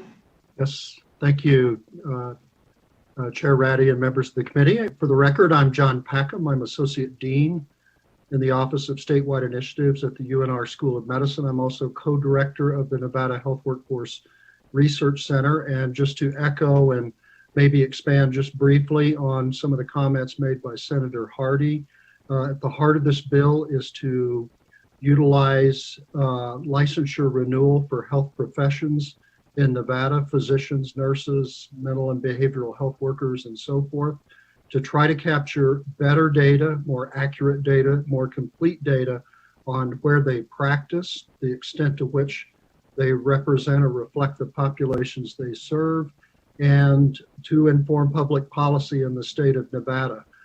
At the heart of our ask or request with this legislation is the idea that as a state, we're leaving money on the table when we do not accurately establish and maintain health professional shortage area designations, which funnel into a lot of state and federal reimbursement for professionals serving in medically underserved areas, and that, again, licensure renewal provides that vehicle or mechanism to collect data better than we currently do now. So at the end of the day, it's not simply a data collection piece of legislation. It's one that will ideally inform efforts to improve access to care in the state and to attract and keep health professionals in Nevada. Back to you, Senator Hardy. Thank you.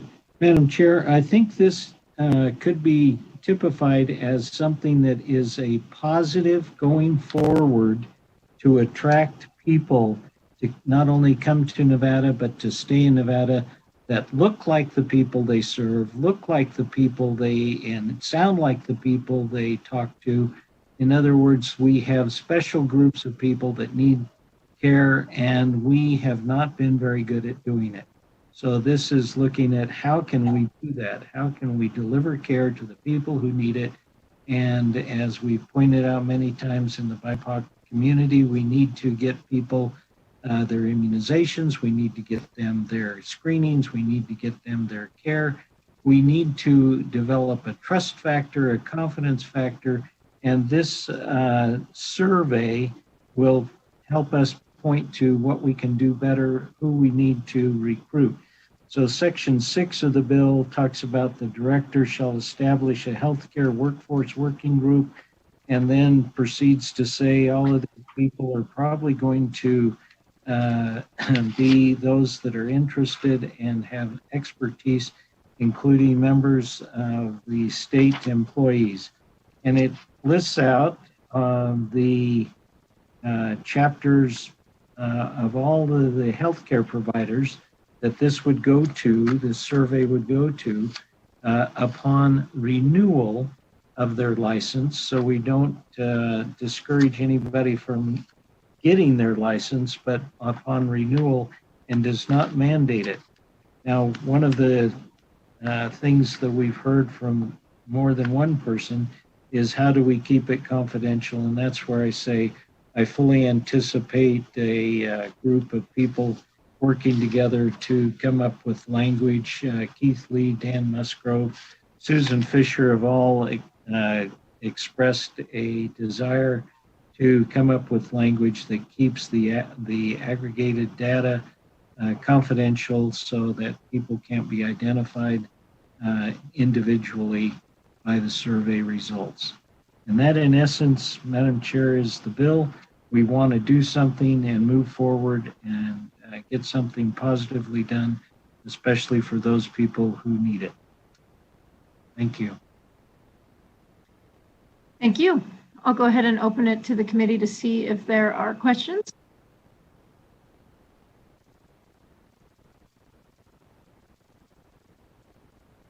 Senator Kieckhofer.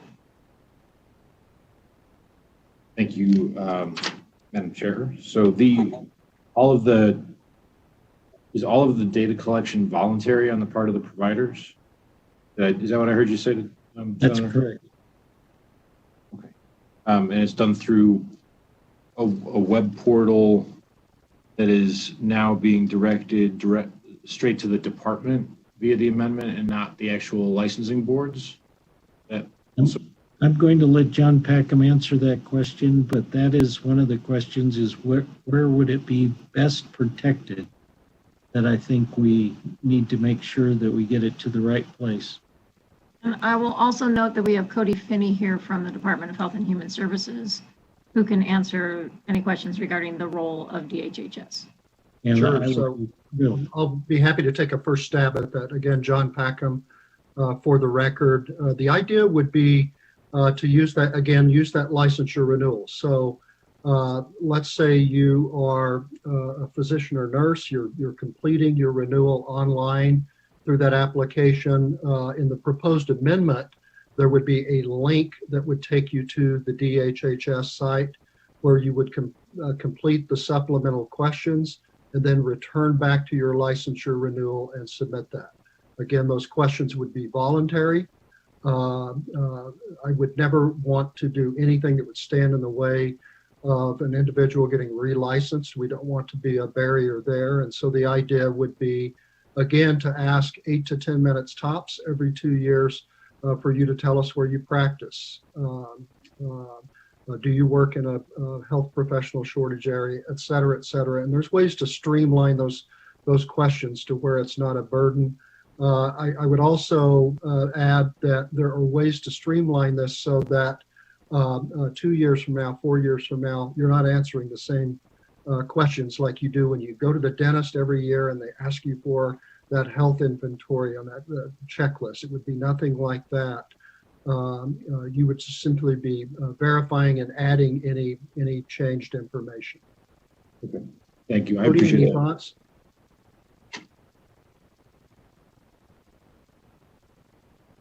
I appreciate that, Dr. Packham. I was worried a little bit about paragraphs maybe J and K, talking about how much a doctor works, the number of hours a week they work, and whether they're planning on retiring anytime in the next 5 years as perhaps disincentives to filling out any of this data.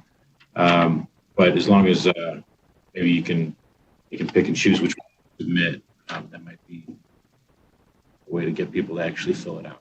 I think is again, John Packham, for the record, I'm wary of any question that compels somebody to just stop in their tracks and not complete the survey. And whether it's retirement plans, whether it's race and ethnicity, et cetera, respondents would always be given the option to just say they would prefer not to reply with the hope that they would complete the other questions.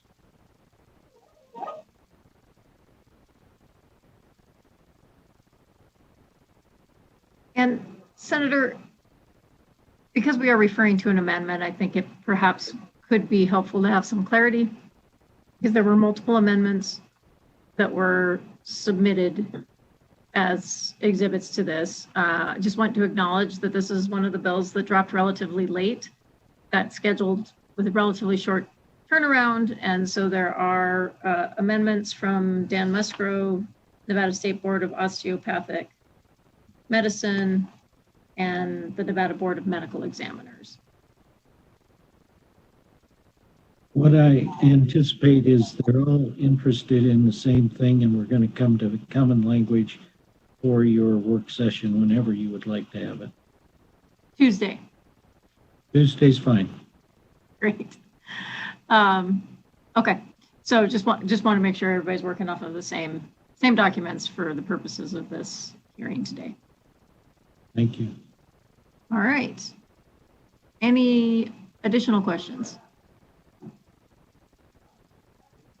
right, let's go ahead and open up testimony in support of SB 379.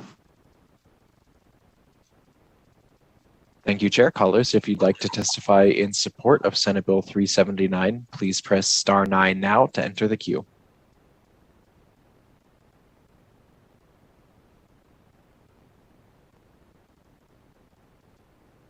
Will the caller with the last 3 digits of 582 please slowly state and spell your name for the record? You'll have 2 minutes and may begin now. Good afternoon, Madam Chair and members of the committee. My name is Jaron Hildebrand, here today in support of Senate Bill 379 on behalf of the Nevada State Medical Association. I know you have a long agenda, so I'll keep my remarks brief. Firstly, we'd just like to thank Senator Ratty, Senator Hardy for bringing this bill forward. I'd also like to thank Dr. Packham for all his work on this effort. And I know how much thought and his willingness to meet with us and get us to a good place on this bill. So I appreciate that. We believe in having more robust workforce data will provide us with a solid roadmap to solve our provider shortage issue in this state. And I'll just leave it at that. And we support the bill. I appreciate it. Thank you. Thank you.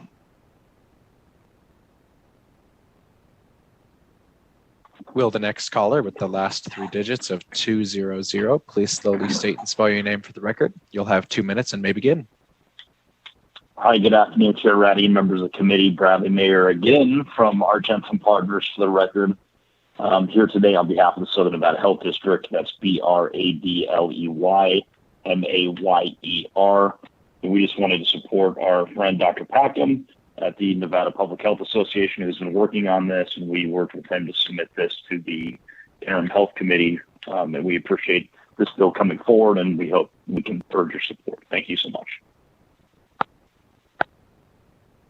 Thank you.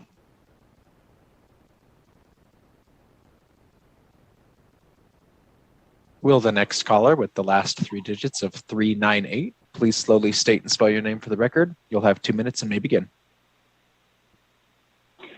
Good afternoon, Chair Ratty and members of the committee. My name is Nancy Bowen, NANCY-BOWEN. I'm the CEO of the Nevada Primary Care Association, representing the state's community health centers, and we would like to thank the committee for hearing SB 379 and urge your support for its passage. Community health centers serve geographically isolated and traditionally underserved communities. In rural areas, they are often the only health care available. And in urban areas, they serve Medicaid patients and uninsured who have no other access to services. Our health centers rely on federal dollars that are directed to areas of the greatest need, and part of that calculation is the number of providers serving the uninsured and Medicaid patients. We are able to offer federal loan repayment assistance to providers in a health center where a provider shortage is documented, and this is a critical piece of the health center business model. Chair Ratty, we are losing the data race to other states. We have already seen the Reno-Sparks area fall below the threshold for funding loan repayment slots for behavioral health providers. This is despite all of our experience and testimony before this committee indicating the severity of the shortage in Northern Nevada. There are several health provider data collection bills before the legislature this session, but SB 379 is the only one that will ensure that health centers can continue to receive loan repayment that is critical to their mission of serving the most vulnerable Nevadans. These comments will be submitted in writing to the committee with my contact information, and I am happy to answer any questions you have now or offline. I thank you for your time and urge the swift passage of SB 379. Thank you. Callers, if you've recently joined us, we are on testimony in support of Senate Bill 379. If you would like to enter the queue for support, please press *9 now. Once again, that is *9 now for support of Senate Bill 379.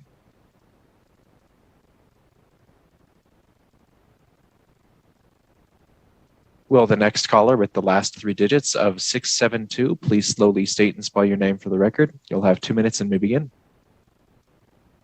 Good evening, Chair Ratty and committee. For the record, my name is Joelle Gutman Dodson with the Washoe County Health District, here in support of this bill this evening. I want to thank Dr. Hardy and Dr. Packham for bringing this bill forward again. It's long overdue. We believe this is good for public health and good for Nevada. Thank you.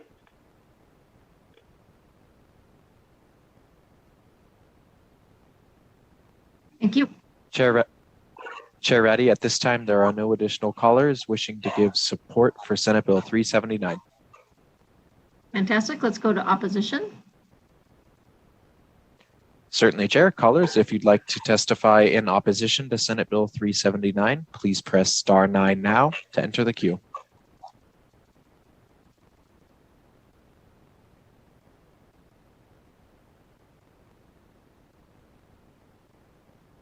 Once again, if you'd like to testify in opposition to SB 379, please press *9 now to enter the queue.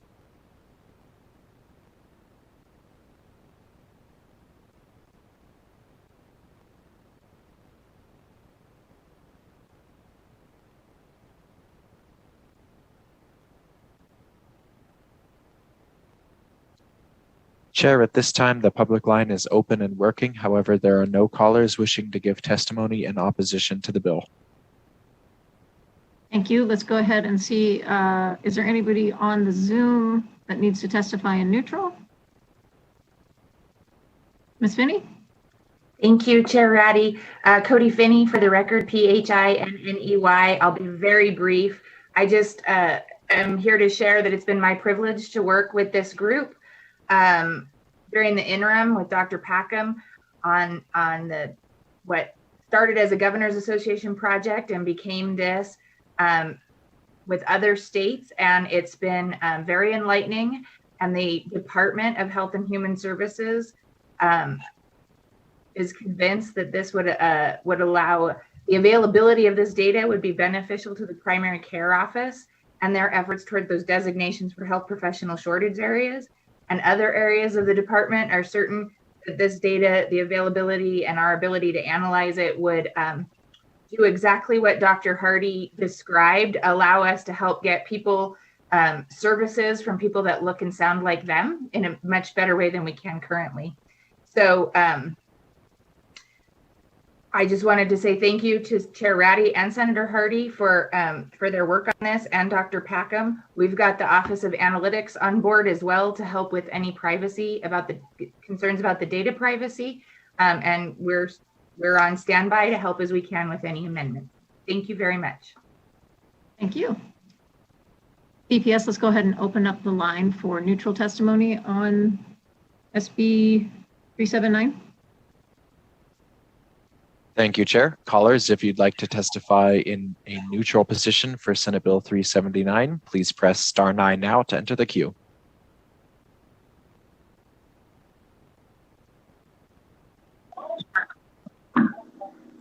Will the caller with the last 3 digits of 900 please slowly state and spell your name for the record? You'll have 2 minutes and may begin. Good evening, Madam Chair, members of the committee. This is Dan Musgrove on behalf of the Chiropractic Physicians Board of Nevada. That's DAN, capital MUSGROVE.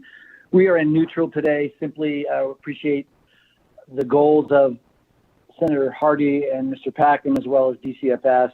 We just thought that it would be appropriate, as Dr. Hardy mentioned, that because everyone is interested in the confidentiality of this information, that it shouldn't flow through the individual professional boards. I think there's an amendment I've offered. I think Susan Fisher as well has a similar amendment.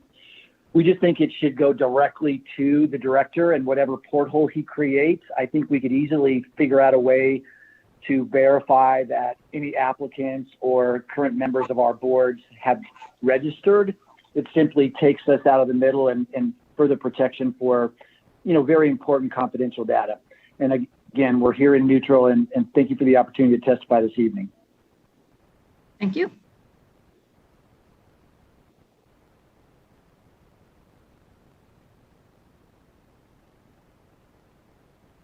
Will the next caller with the last 3 digits of 548 please slowly state and spell your name for the record? You'll have 2 minutes and may begin. This is Joan Hall, H-A-L-L. And Chair Ratty, I'm actually here to testify in support, but could only get in neutral. So if you'll allow me, I'd just like to say that we, NRHP, are in support of SB 379. As you've heard from Dr. Packham, this supports workforce that we've been working on for many years. And as Ms. Finney said, the HPSA scores are very important, and this data will help underserved areas have more accurate information about practice locations that greatly impact. In support, and ask BPS to take us back to testimony in neutral. Thank you, Chair. Callers, if you've recently joined us, we are on testimony in a neutral position for Senate Bill 379. Please press star 9 now if you'd like to give a neutral testimony.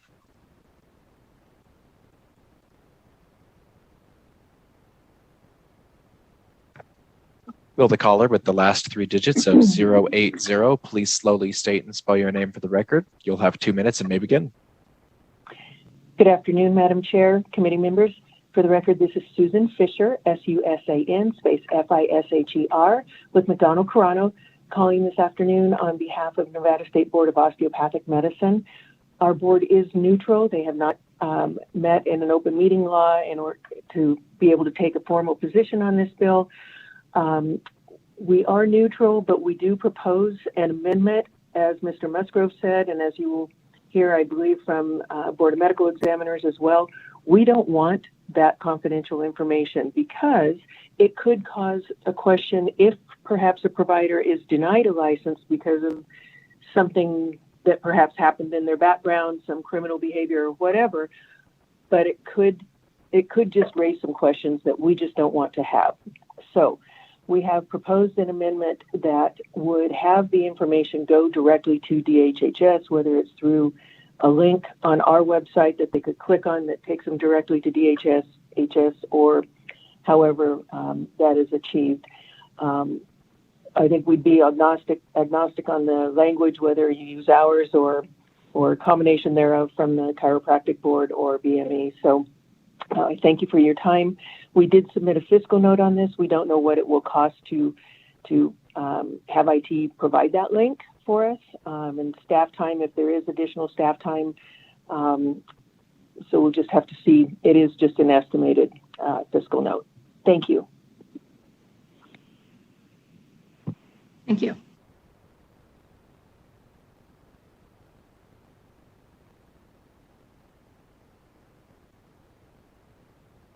Will the next caller with the last three digits of 058 please slowly state and spell your name for the record? You'll have 2 minutes and may begin.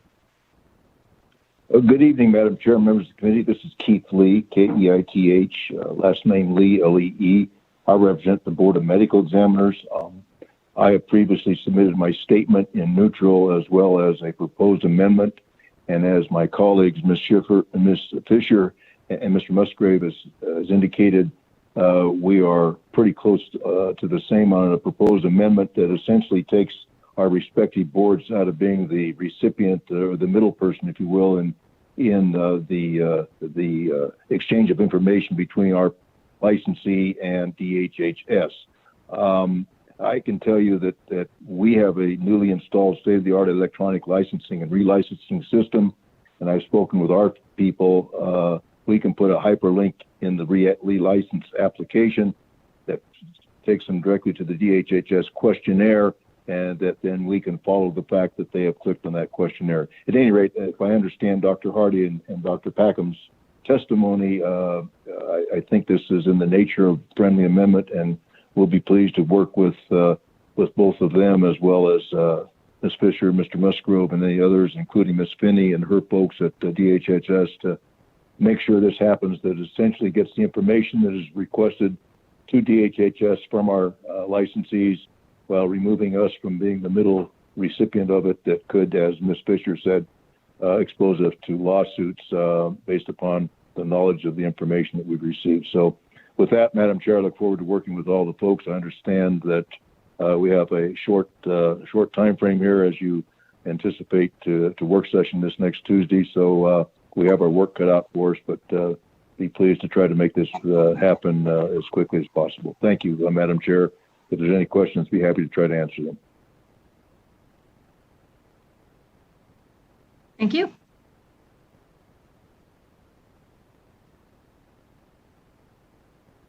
Will the next caller with the last three digits of 416 please slowly state and spell your name for the record? You'll have 2 minutes and may begin.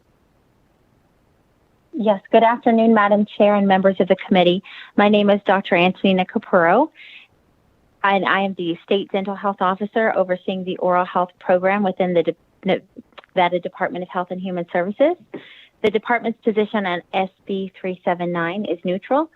Let me first begin by thanking the Senate Committee on Health and Human Services, Senator Hardy and Dr. Packham, for initiating this discussion. The Nevada Oral Health Program is committed to improving the oral health, overall health, and well-being of Nevadans. And to meet this goal, the program puts priority on the current and future needs of the population and the dental profession. Currently, reliable data is limited to provider-patient ratios that identify a lack of service after the fact. And this doesn't provide real-time data for long-term planning that accounts for changes in the dental workforce, such as retirement needs, shifts in practice type, and long-term retention in the state. Intentions to accurately monitor and gather data on the supply of competent oral health professionals will inform the oral health program's decisions and is critical to ensure access to care for vulnerable and underserved populations. The oral health program looks forward to working with the bill sponsors and the proposed healthcare workforce working group as the dental licensee questionnaire and surveillance models are created to develop timely, accessible, and relevant data and workforce models. Thank you. Thank you. If there are any additional callers who would like to give neutral testimony for Senate Bill 379, please press *9 now to enter the queue.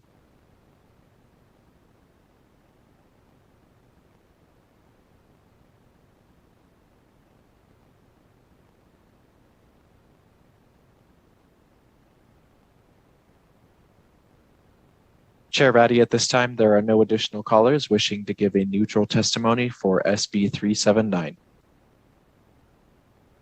Okay, thank you. I will take it back to the sponsor, Senator Hardy, for any closing remarks.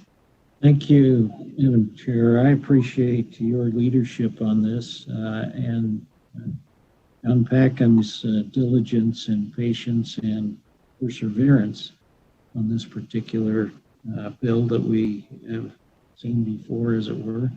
But most importantly, I think I look forward to having the various and sundry amendment proposed languages, and I would say have them to me at 8:05, or not 8:05, but 11:05 tomorrow. And then if Ms. Finney can get me her contact information with the secret Office of Analytics and how we can use all that, we would be able to have that ready for you. I would hope for the committee to be seen Monday afternoon so you can have it ready for your Tuesday meeting with your work session. If that timetable works out for you, and Bodie Finney has her thumbs up, or at least one of them, so that's good. If that works out for you, Madam Chair, that's what we'll do. Great. Thank you, Senator Hardy. I would like to express my gratitude to Senator Hardy for really kicking off this effort last session. Did a whole lot of work on this bill with Dr. Packham, didn't quite make it to the finish line. Both Senator Hardy and Dr. Packham were very persistent in bringing it to the Interim Committee on Healthcare, Cody jumping in with the Governor's Project. And so a lot of folks have been working on this. I'm very, my passion comes from, clearly we need to know more about our providers to be able to know where our shortages are, and particularly that issue about we are losing out on the ability to do some debt relief for practitioners who are willing to come here and serve underserved communities because we don't have good data to demonstrate our shortage areas. So thank you, Dr. Hardy, for jumping in and picking up the slack on this one and being willing to hit those deadlines so we can hopefully work session it on Tuesday. I appreciate you helping out on this one. All right, let's go ahead and close the hearing on SB 379 and check in with Senator Orenshaw. Are you with us, Senator Orenshaw? There you are. All right, and do you have the folks you need to present this bill? Thank you, Chair Ratty, members of the committee. I believe Joanna Jacob and Tim Birch and Abigail Frierson. Sorry about the delay. I was held up over in Elections Committee. That's okay.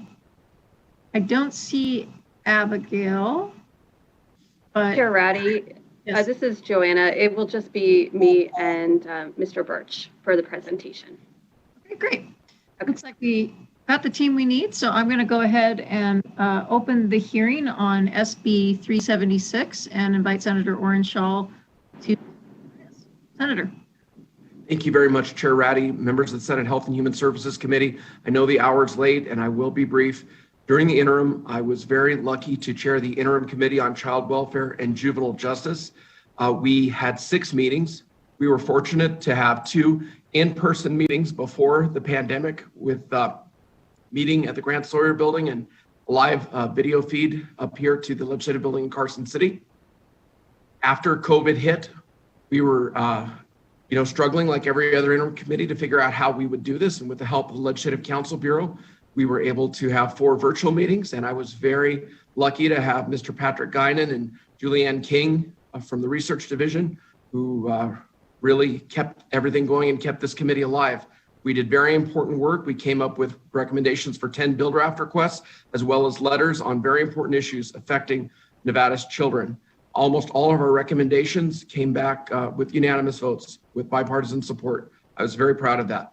One of the recommendations is Senate Bill 376. A concern was brought forth to the committee about the current system when there is an allegation of abuse and neglect of a child. And under current law, it's like a 1 and a 0, the outcome. It's either substantiated or unsubstantiated. And many of the men and women who are tasked with protecting our children in Nevada felt that that really didn't tell the whole story in terms of looking at what might have happened to a child in the past, and that there might have been other factors that the person who's currently evaluating that child and that child's circumstances needs to know about. And that's really the genesis of Senate Bill 376. There is an amendment that Clark County has worked very hard with the other jurisdictions on, and with your permission, Chair, I'd like to turn it over to either Joanna Jacob or Tim Birch, and then I'm happy to answer any questions that the committee has. Absolutely. Ms. Jacob? Yep. Chair Ratty, members of the committee, Joanna Jacob, JOANNA-JACOB, Government Affairs Manager. With your apologies, we did put together a short presentation just for ease of getting through the bill. We'll go through it super fast.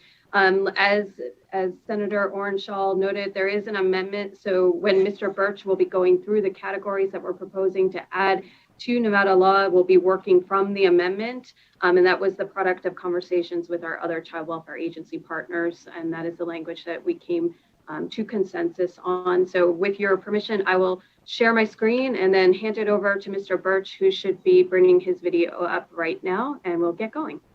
Absolutely. It was not my intent to scare off everybody from any presentation, just keeping it to the most critical points.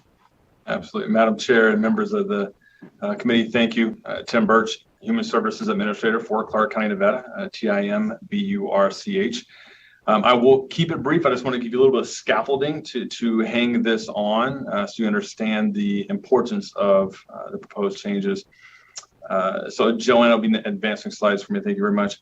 So one of the most, the purpose of child welfare is to promote the safety, permanency, and well-being of children, and to help make sure that families can take care of those children properly.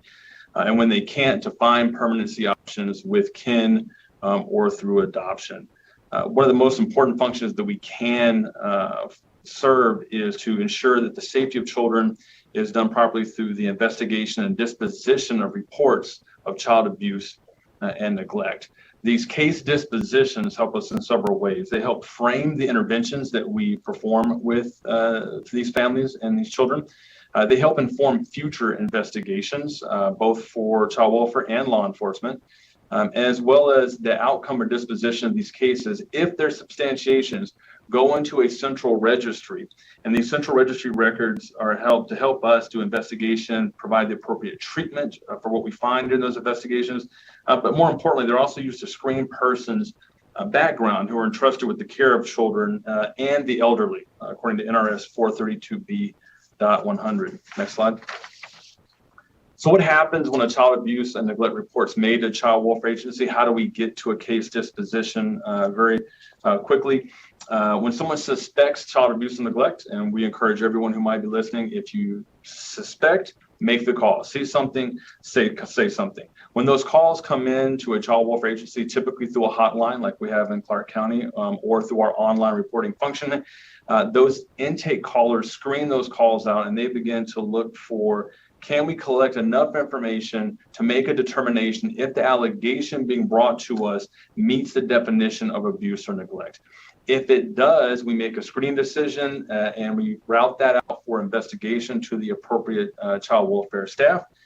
Those investigations are then conducted And if we go ahead and go to the next slide, you can see here, just as an approximation for you, the number of calls that we get into the hotline averages over 28,000 a year. We were slightly down at the beginning of the pandemic. So for 2020, we were about 25,000. About 42% of those calls annually get converted over to investigations.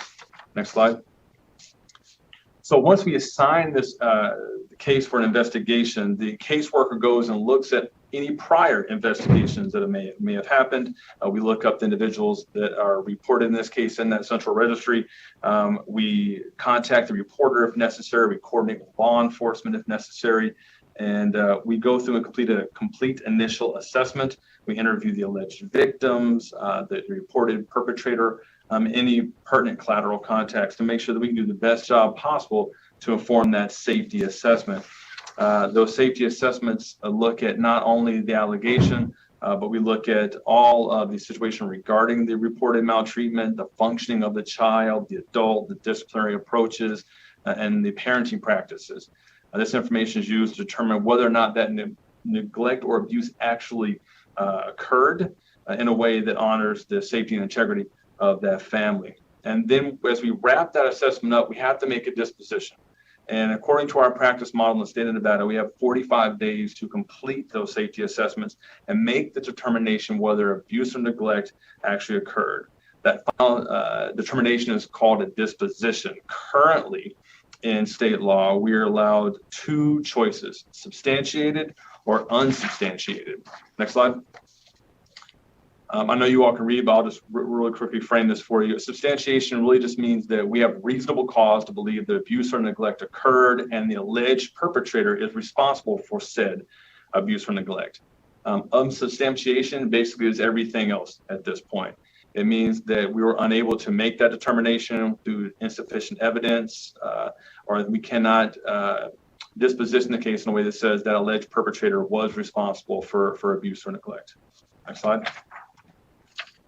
Again, I showed you that we get about 42% of cases go into investigations. Then what we see is how many actually get substantiated.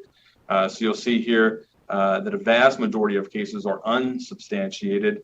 And just of note, as we went through the pandemic, even though investigations went down, our substantiation stayed about the same because folks were calling in things that needed to be called in. Next slide. The next two slides really quickly. You can go through this one, and if you get to the next one, Joanna, and just jump to the third slide. These slides are just to show you other states and the approximate amount of disposition types those states have. Texas has about 5, California's got 3, New Hampshire over half dozen, and Missouri well over a dozen types of disposition cases. We won't walk through those as much as we did in the interim. Next slide. What we are proposing now, so that's the scaffolding. Here's what we're being proposed, thanks to Senator Orenshaw, for 432B.3006 changes. We'd like to be able to add the following case dispositions to our tool belt. So in addition to substantiated and unsubstantiated, we would like to see unable to complete and administrative closure.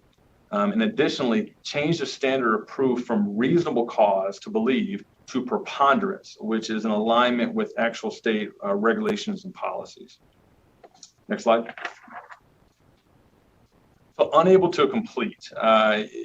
You all can appreciate the nature, the transient nature of a lot of our community.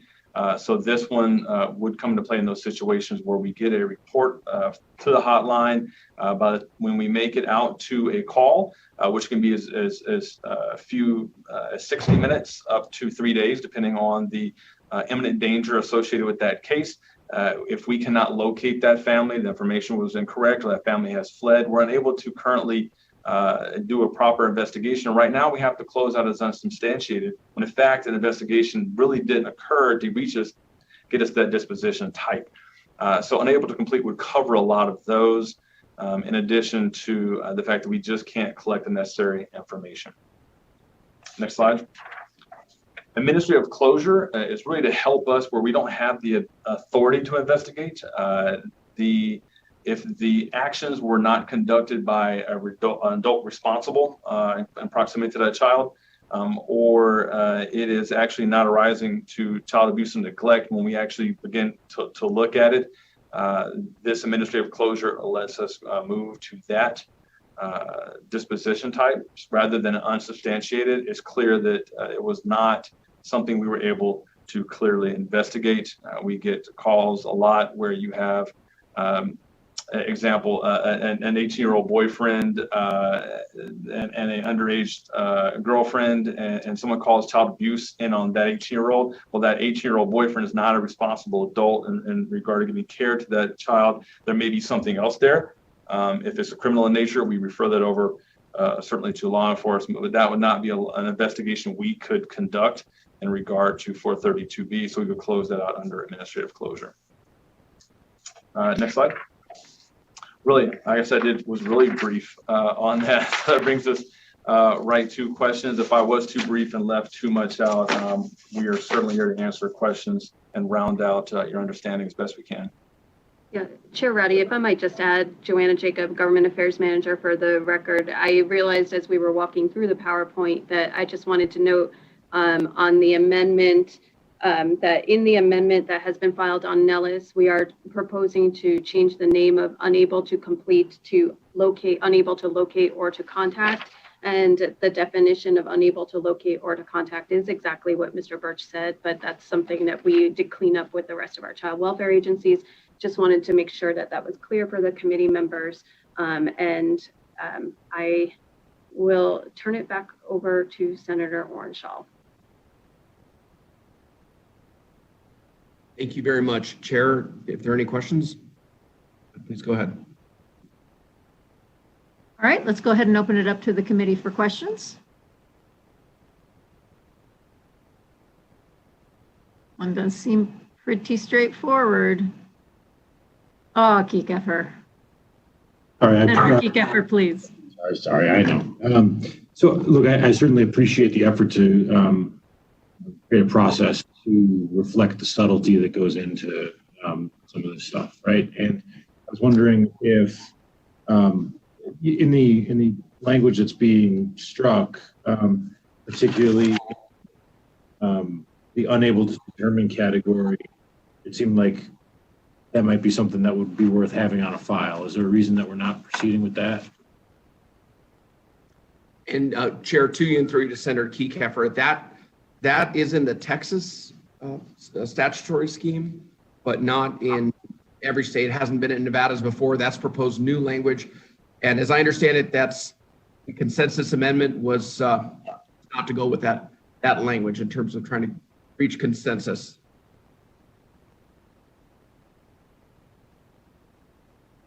That answer your question, Senator Kieckeffer, or are you looking for more? No, that's fine. I mean, it was part of the original recommendation, but as you know, sometimes there's a lot of give and take on bills, even though it did come out unanimously from the interim committee, but we've had a few more talks on this bill. I get it. Thank you, Senator. Any other questions? All right, let's go ahead and open up the testimony for Senate Bill 376 with those who'd like to testify and support BPS. We'll limit it to 2 minutes.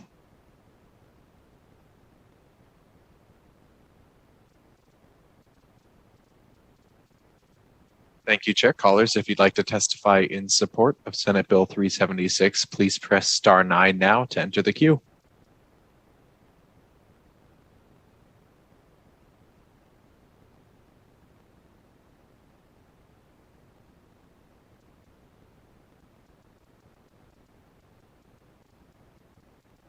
Will the caller with the last 3 digits of 240 please slowly state and spell your name for the record? You'll have 2 minutes and may begin.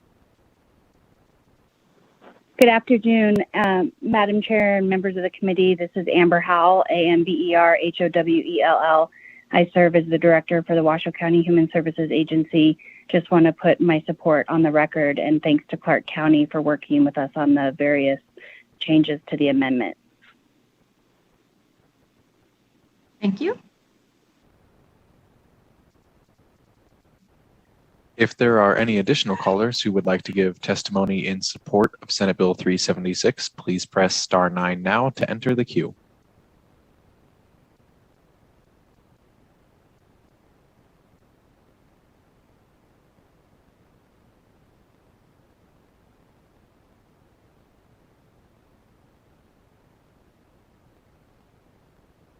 Chair Ratty, at this time, there are no additional callers who have indicated that they would like to give testimony in support of the bill. All right, let's go ahead and open up the testimony in opposition to Senate Bill 376, also limited to 2 minutes. Thank you, Chair. Callers, if you'd like to testify in opposition to Senate Bill 376, please press star 9 now to enter the queue. Once again, that is star 9 now to enter the queue for opposition to Senate Bill 376.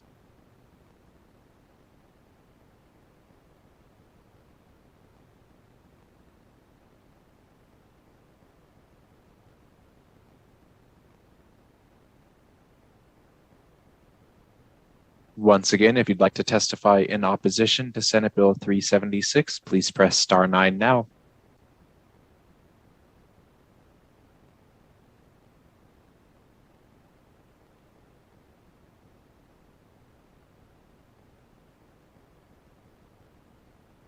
Chair Ratty, at this time, the public line is open and working. However, there are no callers in opposition for Senate Bill 376. Thank you. Coming back to the Zoom call, is there anybody who needs to testify in neutral on Senate Bill 376?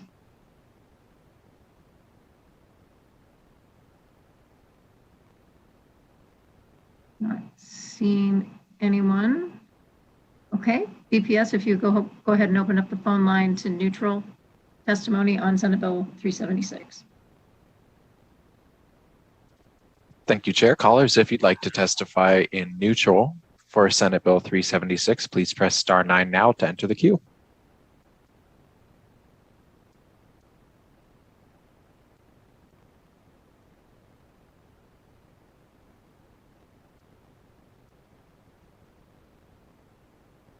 Will the caller with the last 3 digits of 384 please press star 6 to unmute yourself? Please slowly state and spell your name for the record. You'll have 2 minutes and may begin. Good evening. For the record, my name is Alexis Tucey, Alexis, last name Tucey. I'm a Deputy Administrator with the Division of Child and Family Services, here to testify neutral for SB 376.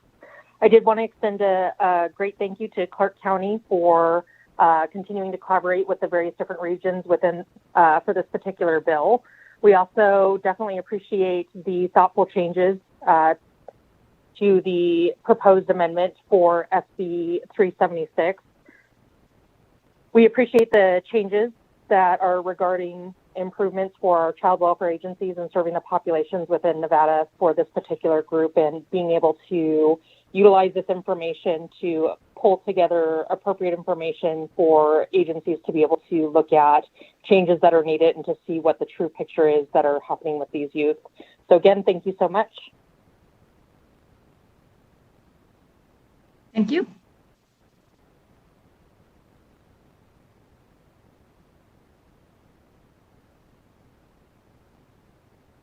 Will the caller with the last 3 digits of 318 please slowly state and spell your name for the record? You'll have 2 minutes and may begin. Good afternoon, Chair Ratty and members of the Senate Committee. This is Kendra Birchie, Bertschy, and I'm with the Washoe County Public Defender's Office. For those of you on the committee who do not know, my office represents parents who are involved in these 432B abuse and neglect actions. I want to first thank Senator Orenshaw as well as Ms. Jacobs for speaking with me, especially at the late hour, to try to alleviate all the concerns that my office had regarding this bill. We are in neutral. I appreciate the intentions of this bill. Our only concern left is just to ensure that the new designations for disposition categories will not be reported to the central repository. We want to ensure that only, as in current law, only the substantiated designations are the ones that are reported. because these do have significant consequences in terms of obtaining employment, housing, social services. And so it's just really important that we ensure that those that are substantiated are the only ones that are reported. I look forward to continuing the conversation. It's my understanding that that is the intention of this bill, is that the unsubstantiated, unable to locate or contact, or administrative closure will not have a legal impact on parents. And we just want to make sure that is the case. So again, I want to thank all the members and sponsors for speaking with me in the email correspondence to ensure that they were able to alleviate my concerns. Thank you.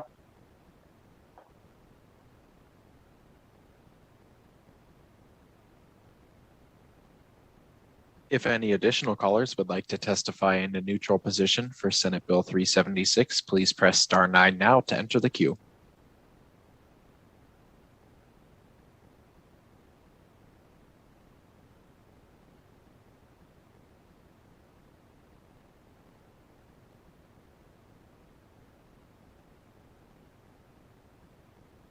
Chair Ratty, at this time, there are no additional callers. All right, thank you. Bringing it back to you, Senator, any closing comments? Thank you, Chair Ratty and members of the committee for hearing this legislation. I appreciate all the stakeholders trying to work with us to address their concerns. And I hope the committee will consider moving forward with this. And Senator, just for clarification, do you expect any additional amendments, or are we? You know, it's hard to be 100% sure. I think there might be some additional language coming from the Washoe County Public Defenders, but I'm not 100% sure that is or not. But I'll try to. Ratty, if I might add, because we were covering for Senator Warrenshall while he was busy with his legislative work today, we did engage in email correspondence and talk to Ms. Birchie today. We want to make sure her concerns are alleviated. If we need to do some tightening up of the bill to alleviate those concerns, I think we can do that. I think we're amenable to those changes. It is true that we believe that under existing law, only substantiated reports are put into the central registry. If we need to tighten it up to alleviate those concerns, I think Ms. Birchie's sending something in, and we're amenable to that, so we can process it very quickly. Okay, great. Please stay in touch with our committee staff so that we know the status for work session. All right, thank you. So we're going to go ahead and close the hearing on SB 376. And we're going to do a little check-in here again. Senator Harris, you look primed and ready to take over. I am, Chair Ratty, although I don't think I'm ever really fully ready to step into your footsteps. Well, I don't know if I believe that. And just making sure that Dr. Capurro is here and ready.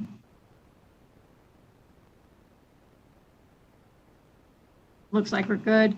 All right, I'd like to turn over chair of the meeting to Senator Harris for the last bill. All right, thank you so much, Chair Ratty. I'll open up the hearing on Senate Bill 391 and welcome our very own chair. Please begin when you're ready. Thank you, Senator Harris, or Chair Harris right now. My name is Senator Julia Ratty, and I am here today on behalf of the Interim Committee on Healthcare to present a bill that was one of the 10 bill drafts that was recommended by the Interim Committee this interim session.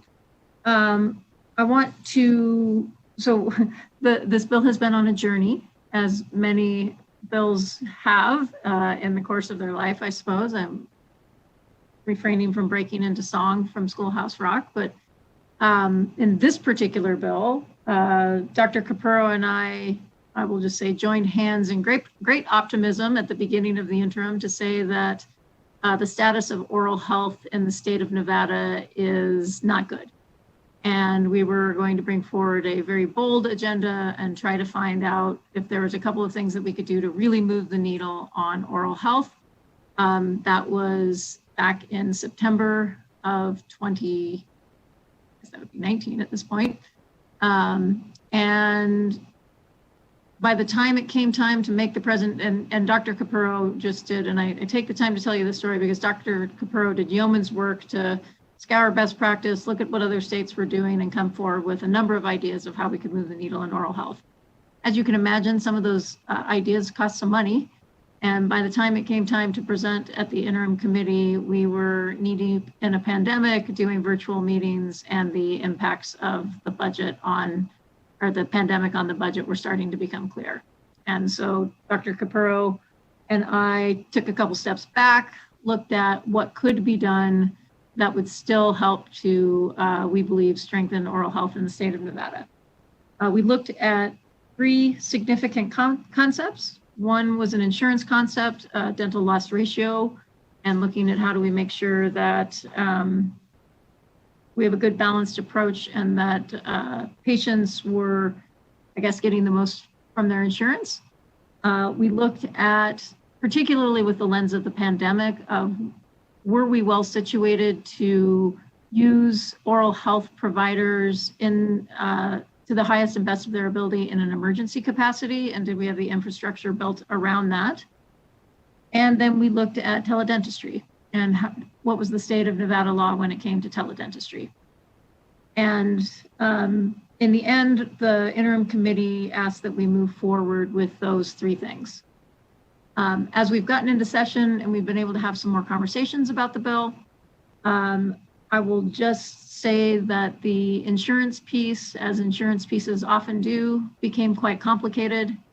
And at this late date in the session, with this bill being one of the later ones that dropped, we have decided just to move on from the insurance conversation. So you will see in the amendment that we have deleted all sections of the bill that are related to the dental loss ratio.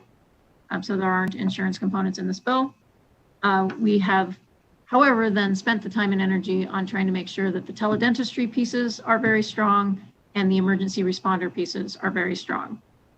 And then in some conversations with Director Whitley about the staff positions that he has to support oral health in his department at Department of Health and Human Services, we also looked at the licensing requirements for the two professionals that we're lucky enough to have, which are a dental health officer and a dental hygienist, and changed some of the licensing requirements in an effort to give the state better capacity for recruiting professionals to these key positions. So the bill that you see before you includes teledentistry, emergency providers, and some changes to the licensing requirements for our top oral health professionals in the state. So with that, we do have Dr. Capurro here.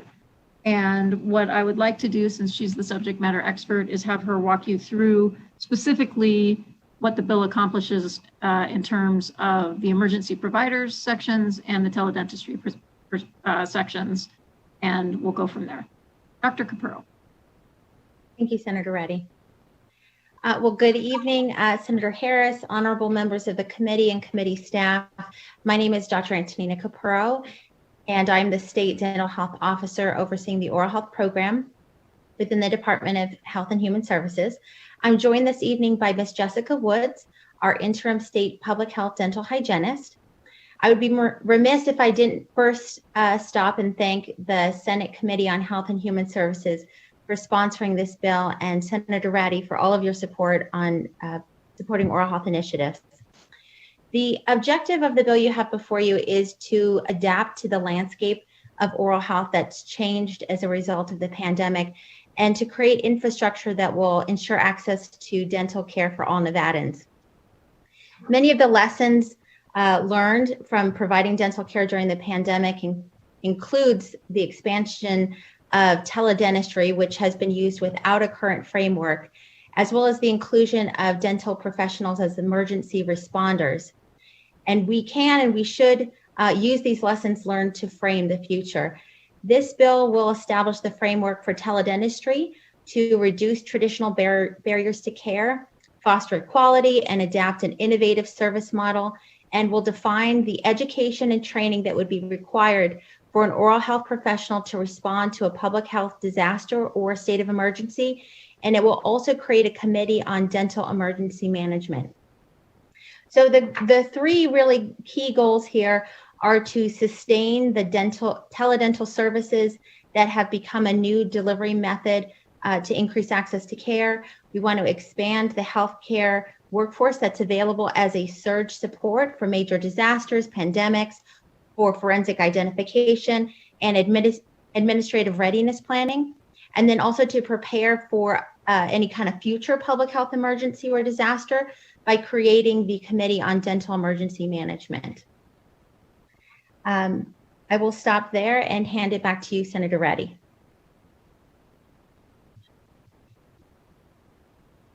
So following prior guidance in this meeting, we're staying relatively concise with the presentation and giving you the opportunity, hopefully, to ask all the questions that you'd like to ask. All right, thank you. We'll open it up to questions from committee members if they haven't. Should I preemptively call on Senator Kiefer? Perhaps, although it was always Hardy before, so I'm a little confused.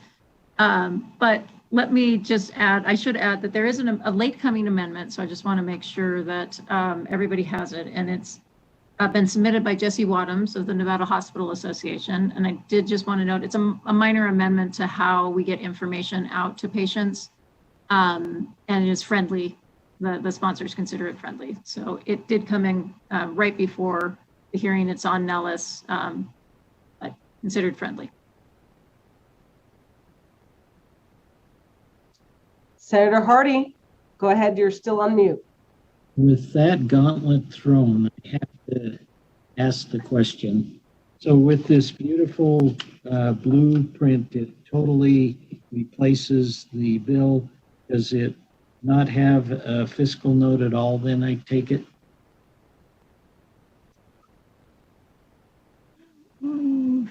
I do not believe we have received the fiscal notes on this bill yet. And so I suspect that there may be a modest fiscal note just based on some of the content that is left remaining in the bill, but we do not know yet. Dr. Capurro, do you have more current information? Yes, thank you for the question, Senator Hardy. The division, or specifically the oral health program, would be absorbing any costs associated with the Committee on Dental Emergency Management. And that would be what we saw as the only cost that would be associated. So there will not be a fiscal note. Bless your heart. Thank you. Any additional questions? All right, he's bowed out. Okay. All right. Well, if it's okay with you, Chair Ratty, we'll go ahead and move on to testimony. BPS, if you could open up the line for testimony in support of Senate Bill 391. Thank you, Vice Chair Harris. Callers, if you'd like to testify in support of Senate Bill 391, please press star 9 now to enter the queue.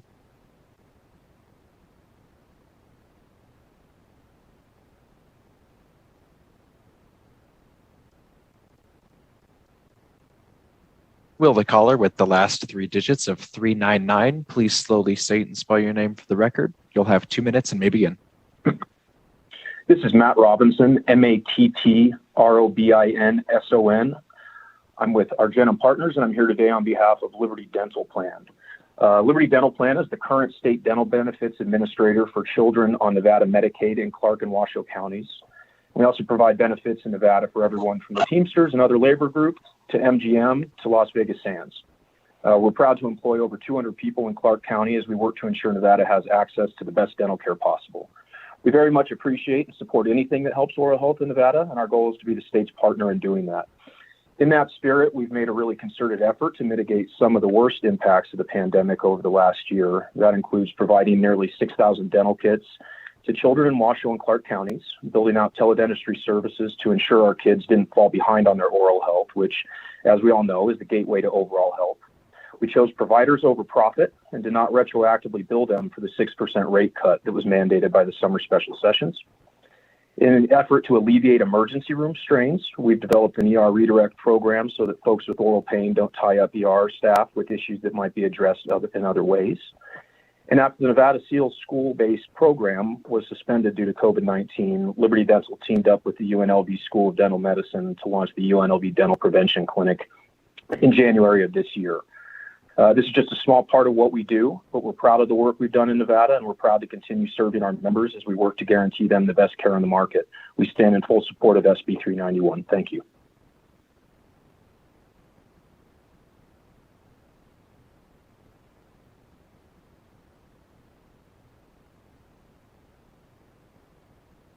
Will the next caller with the last three digits of 500, please slowly state and spell your name for the record. You'll have 2 minutes and may begin.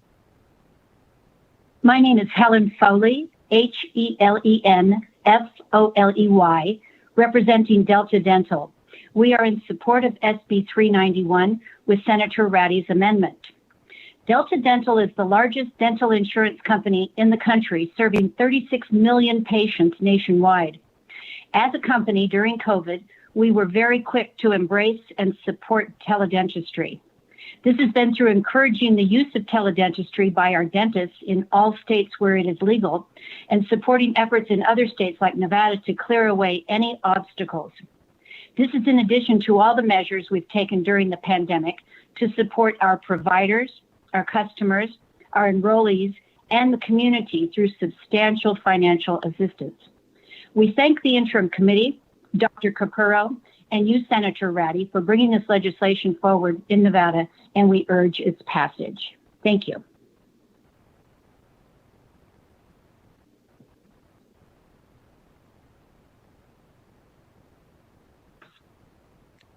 Will the next caller with the last three digits of 029, please state and spell your name for the record. You'll have 2 minutes and may begin. Good evening. My name is Annette Lincecum, ANNETTELINCICOME. Thank you, Madam Chair and committee members, for your dedication to overall health in our state and for this opportunity to present testimony today. I am an actively licensed registered dental hygienist in the state of Nevada, speaking today on behalf of the Nevada Dental Hygienists Association, NDHA, which is the only organization that represents the nearly 2,000 licensed dental hygienists in our state, as well as the newly adopted mid-level dental provider, dental therapists. The NDHA is in full support of SB 391 as it is presented. This bill not only addresses access to care, but also provides clarity on the definition and pathways for teledentistry. It also defines the dental home, adds dental hygienists and dental therapists to the list of recognized healthcare providers, and it would bring Nevada statutes up to date. The Nevada Dental Hygienists Association is proud to say that we have worked collaboratively with the Nevada Dental Association and the State of Nevada Oral Health Program on many key initiatives this session. This bill plays a key role in ensuring Nevadans have access to health care by licensed dental practitioners that are highly educated, trained, and ready to serve our communities. Thank you.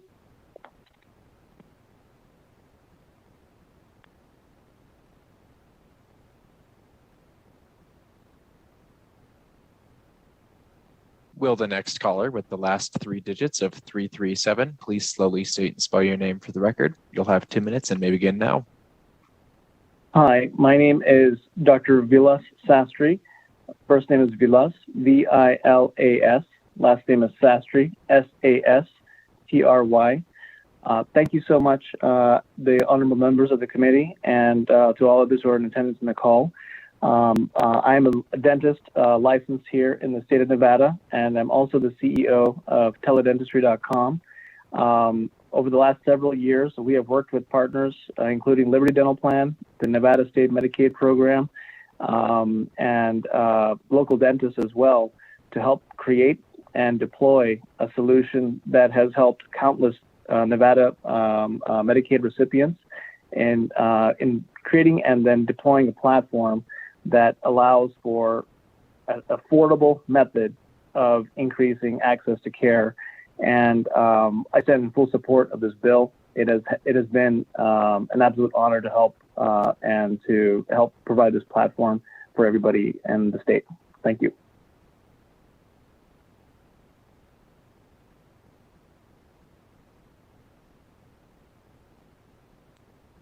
Will the next caller with the last three digits of 602, please slowly state and spell your name for the record. You'll have 2 minutes and may begin. Good evening, members of the Health and Human Service Senate Committee and Chair Ratty. For the record, my name is Eddie Ableser, E-D-D-I-E-A-B-L-E-S-E-R. I'm calling this evening on behalf of the Nevada Dental Association in support of Senate Bill 391. We'd like to thank Senator Ratty for her hard work in crafting this language for our state, and we appreciate all of the support for this bill. Thank you.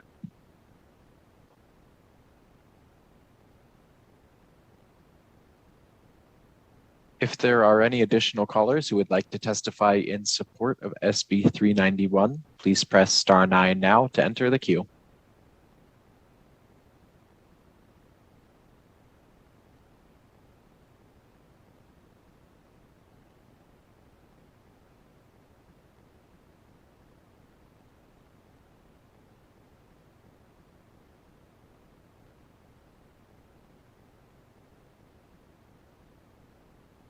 Vice Chair Harris, at this time, there are no additional callers wishing to testify in support of the bill. All right, thank you so much. Let's go ahead and move on to those who'd like to testify in opposition. Callers, if you'd like to testify in opposition to Senate Bill 391, please press star 9 now to enter the queue.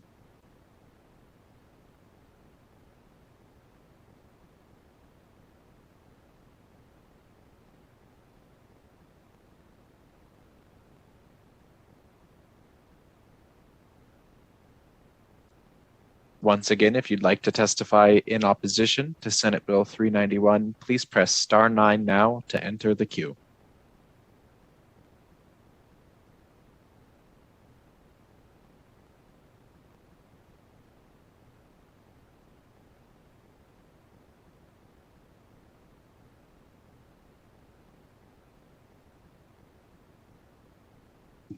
Vice Chair Harris, at this time, there are no callers. Great. Let's go ahead and turn to those who'd like to testify in opposition.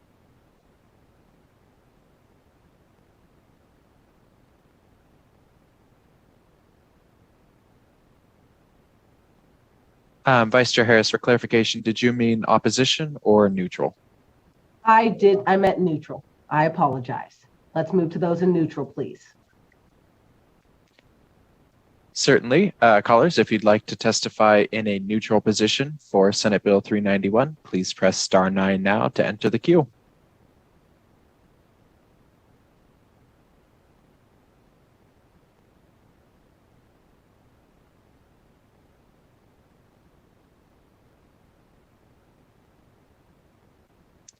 Will the caller with the last 3 digits of 263 please slowly state and spell your name for the record? You'll have 2 minutes and may begin now. Vice Chair Harris, members of the Committee on Health and Human Services, this is Jesse Wadhams, Jesse-Wadhams, with the law firm of Black & Wadhams, representing the Nevada Hospital Association. Appreciate Dr. Capurro and Senator Ratty in helping address our concerns with the legislation as written. Obviously, a hospital emergency department is an incredibly busy place and focused on emergent care, and the amendment would help us operationalize the goals of the legislation. Thank you for your time.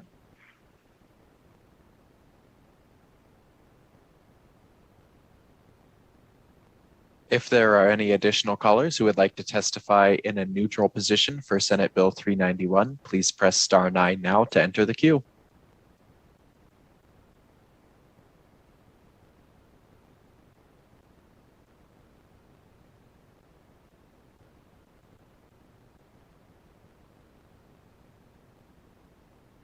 Vice Chair Harris, at this time, there are no additional callers wishing to give a neutral testimony. Okay, thank you. Then we'll close out testimony and I'll kick it back over to you, Chair Ratty, if you'd like to make any concluding remarks. Thank you, Vice Chair Harris. I would just say that if there's anything that you like about this bill, all credit goes to Dr. Capurro, who has really done the lion's share of work. I am merely a vehicle for her brilliance. So I hope you support us in moving this forward. Please vote yes on the amended version of SB 391. Well, I'll say, Chair Ratty, before I hand it back over to you, it was nice to have a bunch of dentists in the committee and to not have them drill us. But I'm bummed. Okay, back to you. All right. Well, with that, that is all of the business for today in terms of hearing bills. Let's go ahead and open it up to see if there's anybody who would like to make public comment. Callers, if you would like to make public comment, please press *9 now to enter the queue.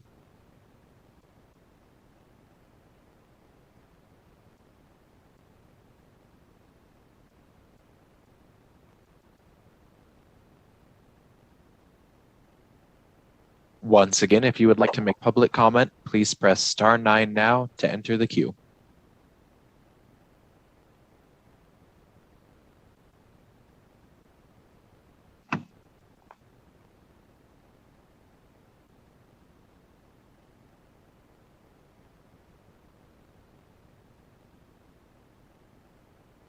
Chair Ratty, at this time, the public line is open and working. However, there are no callers wishing to give public comment. Great, thank you. So just a couple of closing remarks. First, just would like to say, with the pace that we're going, if there's anybody who is submitting written comments for today's hearing, please let's include those for the record. Anything that comes through by the end of the day today can be included as part of the record. And then at our next meeting, which is Tuesday, April 6th, we will be hearing SB 201, SB 380, SB 392, and SB 396. These are all bills that came out of the interim committee to manage the high-cost pharmaceuticals, something like that. That may not be exactly the name of the committee, but it's very close. It was the Pharmaceutical Costs Committee. We will also be having an extensive work session. We're a little backed up on work session. We haven't had all of our committee members present, so it'll be a quite long work session. So members, if we can organize our schedules, hoping to do it at the front end of the meeting so that we can have the 5 of us there. We'll work it out one way or another. So long meeting on the 6th, and then our last meeting before the committee passage deadline will be on the 8th. And at this point, it's looking like there will be 5 bills on that meeting plus a work session as well. As a matter of process, knowing that many of these bills came out relatively later in the session, and I know lots of folks are working on lots of things, we will continue to send amendments to the committee as they are complete. So just stay in touch with your legislative assistants and checking your emails for any amendments, because we're just going to start sending them to you now. If we get them tomorrow, we'll send them to you. If we get them over the weekend, we'll send them to you. So up until the start of the meeting on Tuesday, so that you have what you need both for the work session and for the bill hearings. Any questions from anybody on process that's going to get us through to the deadline? All right, seeing none, then we are adjourned. Thank you, everyone.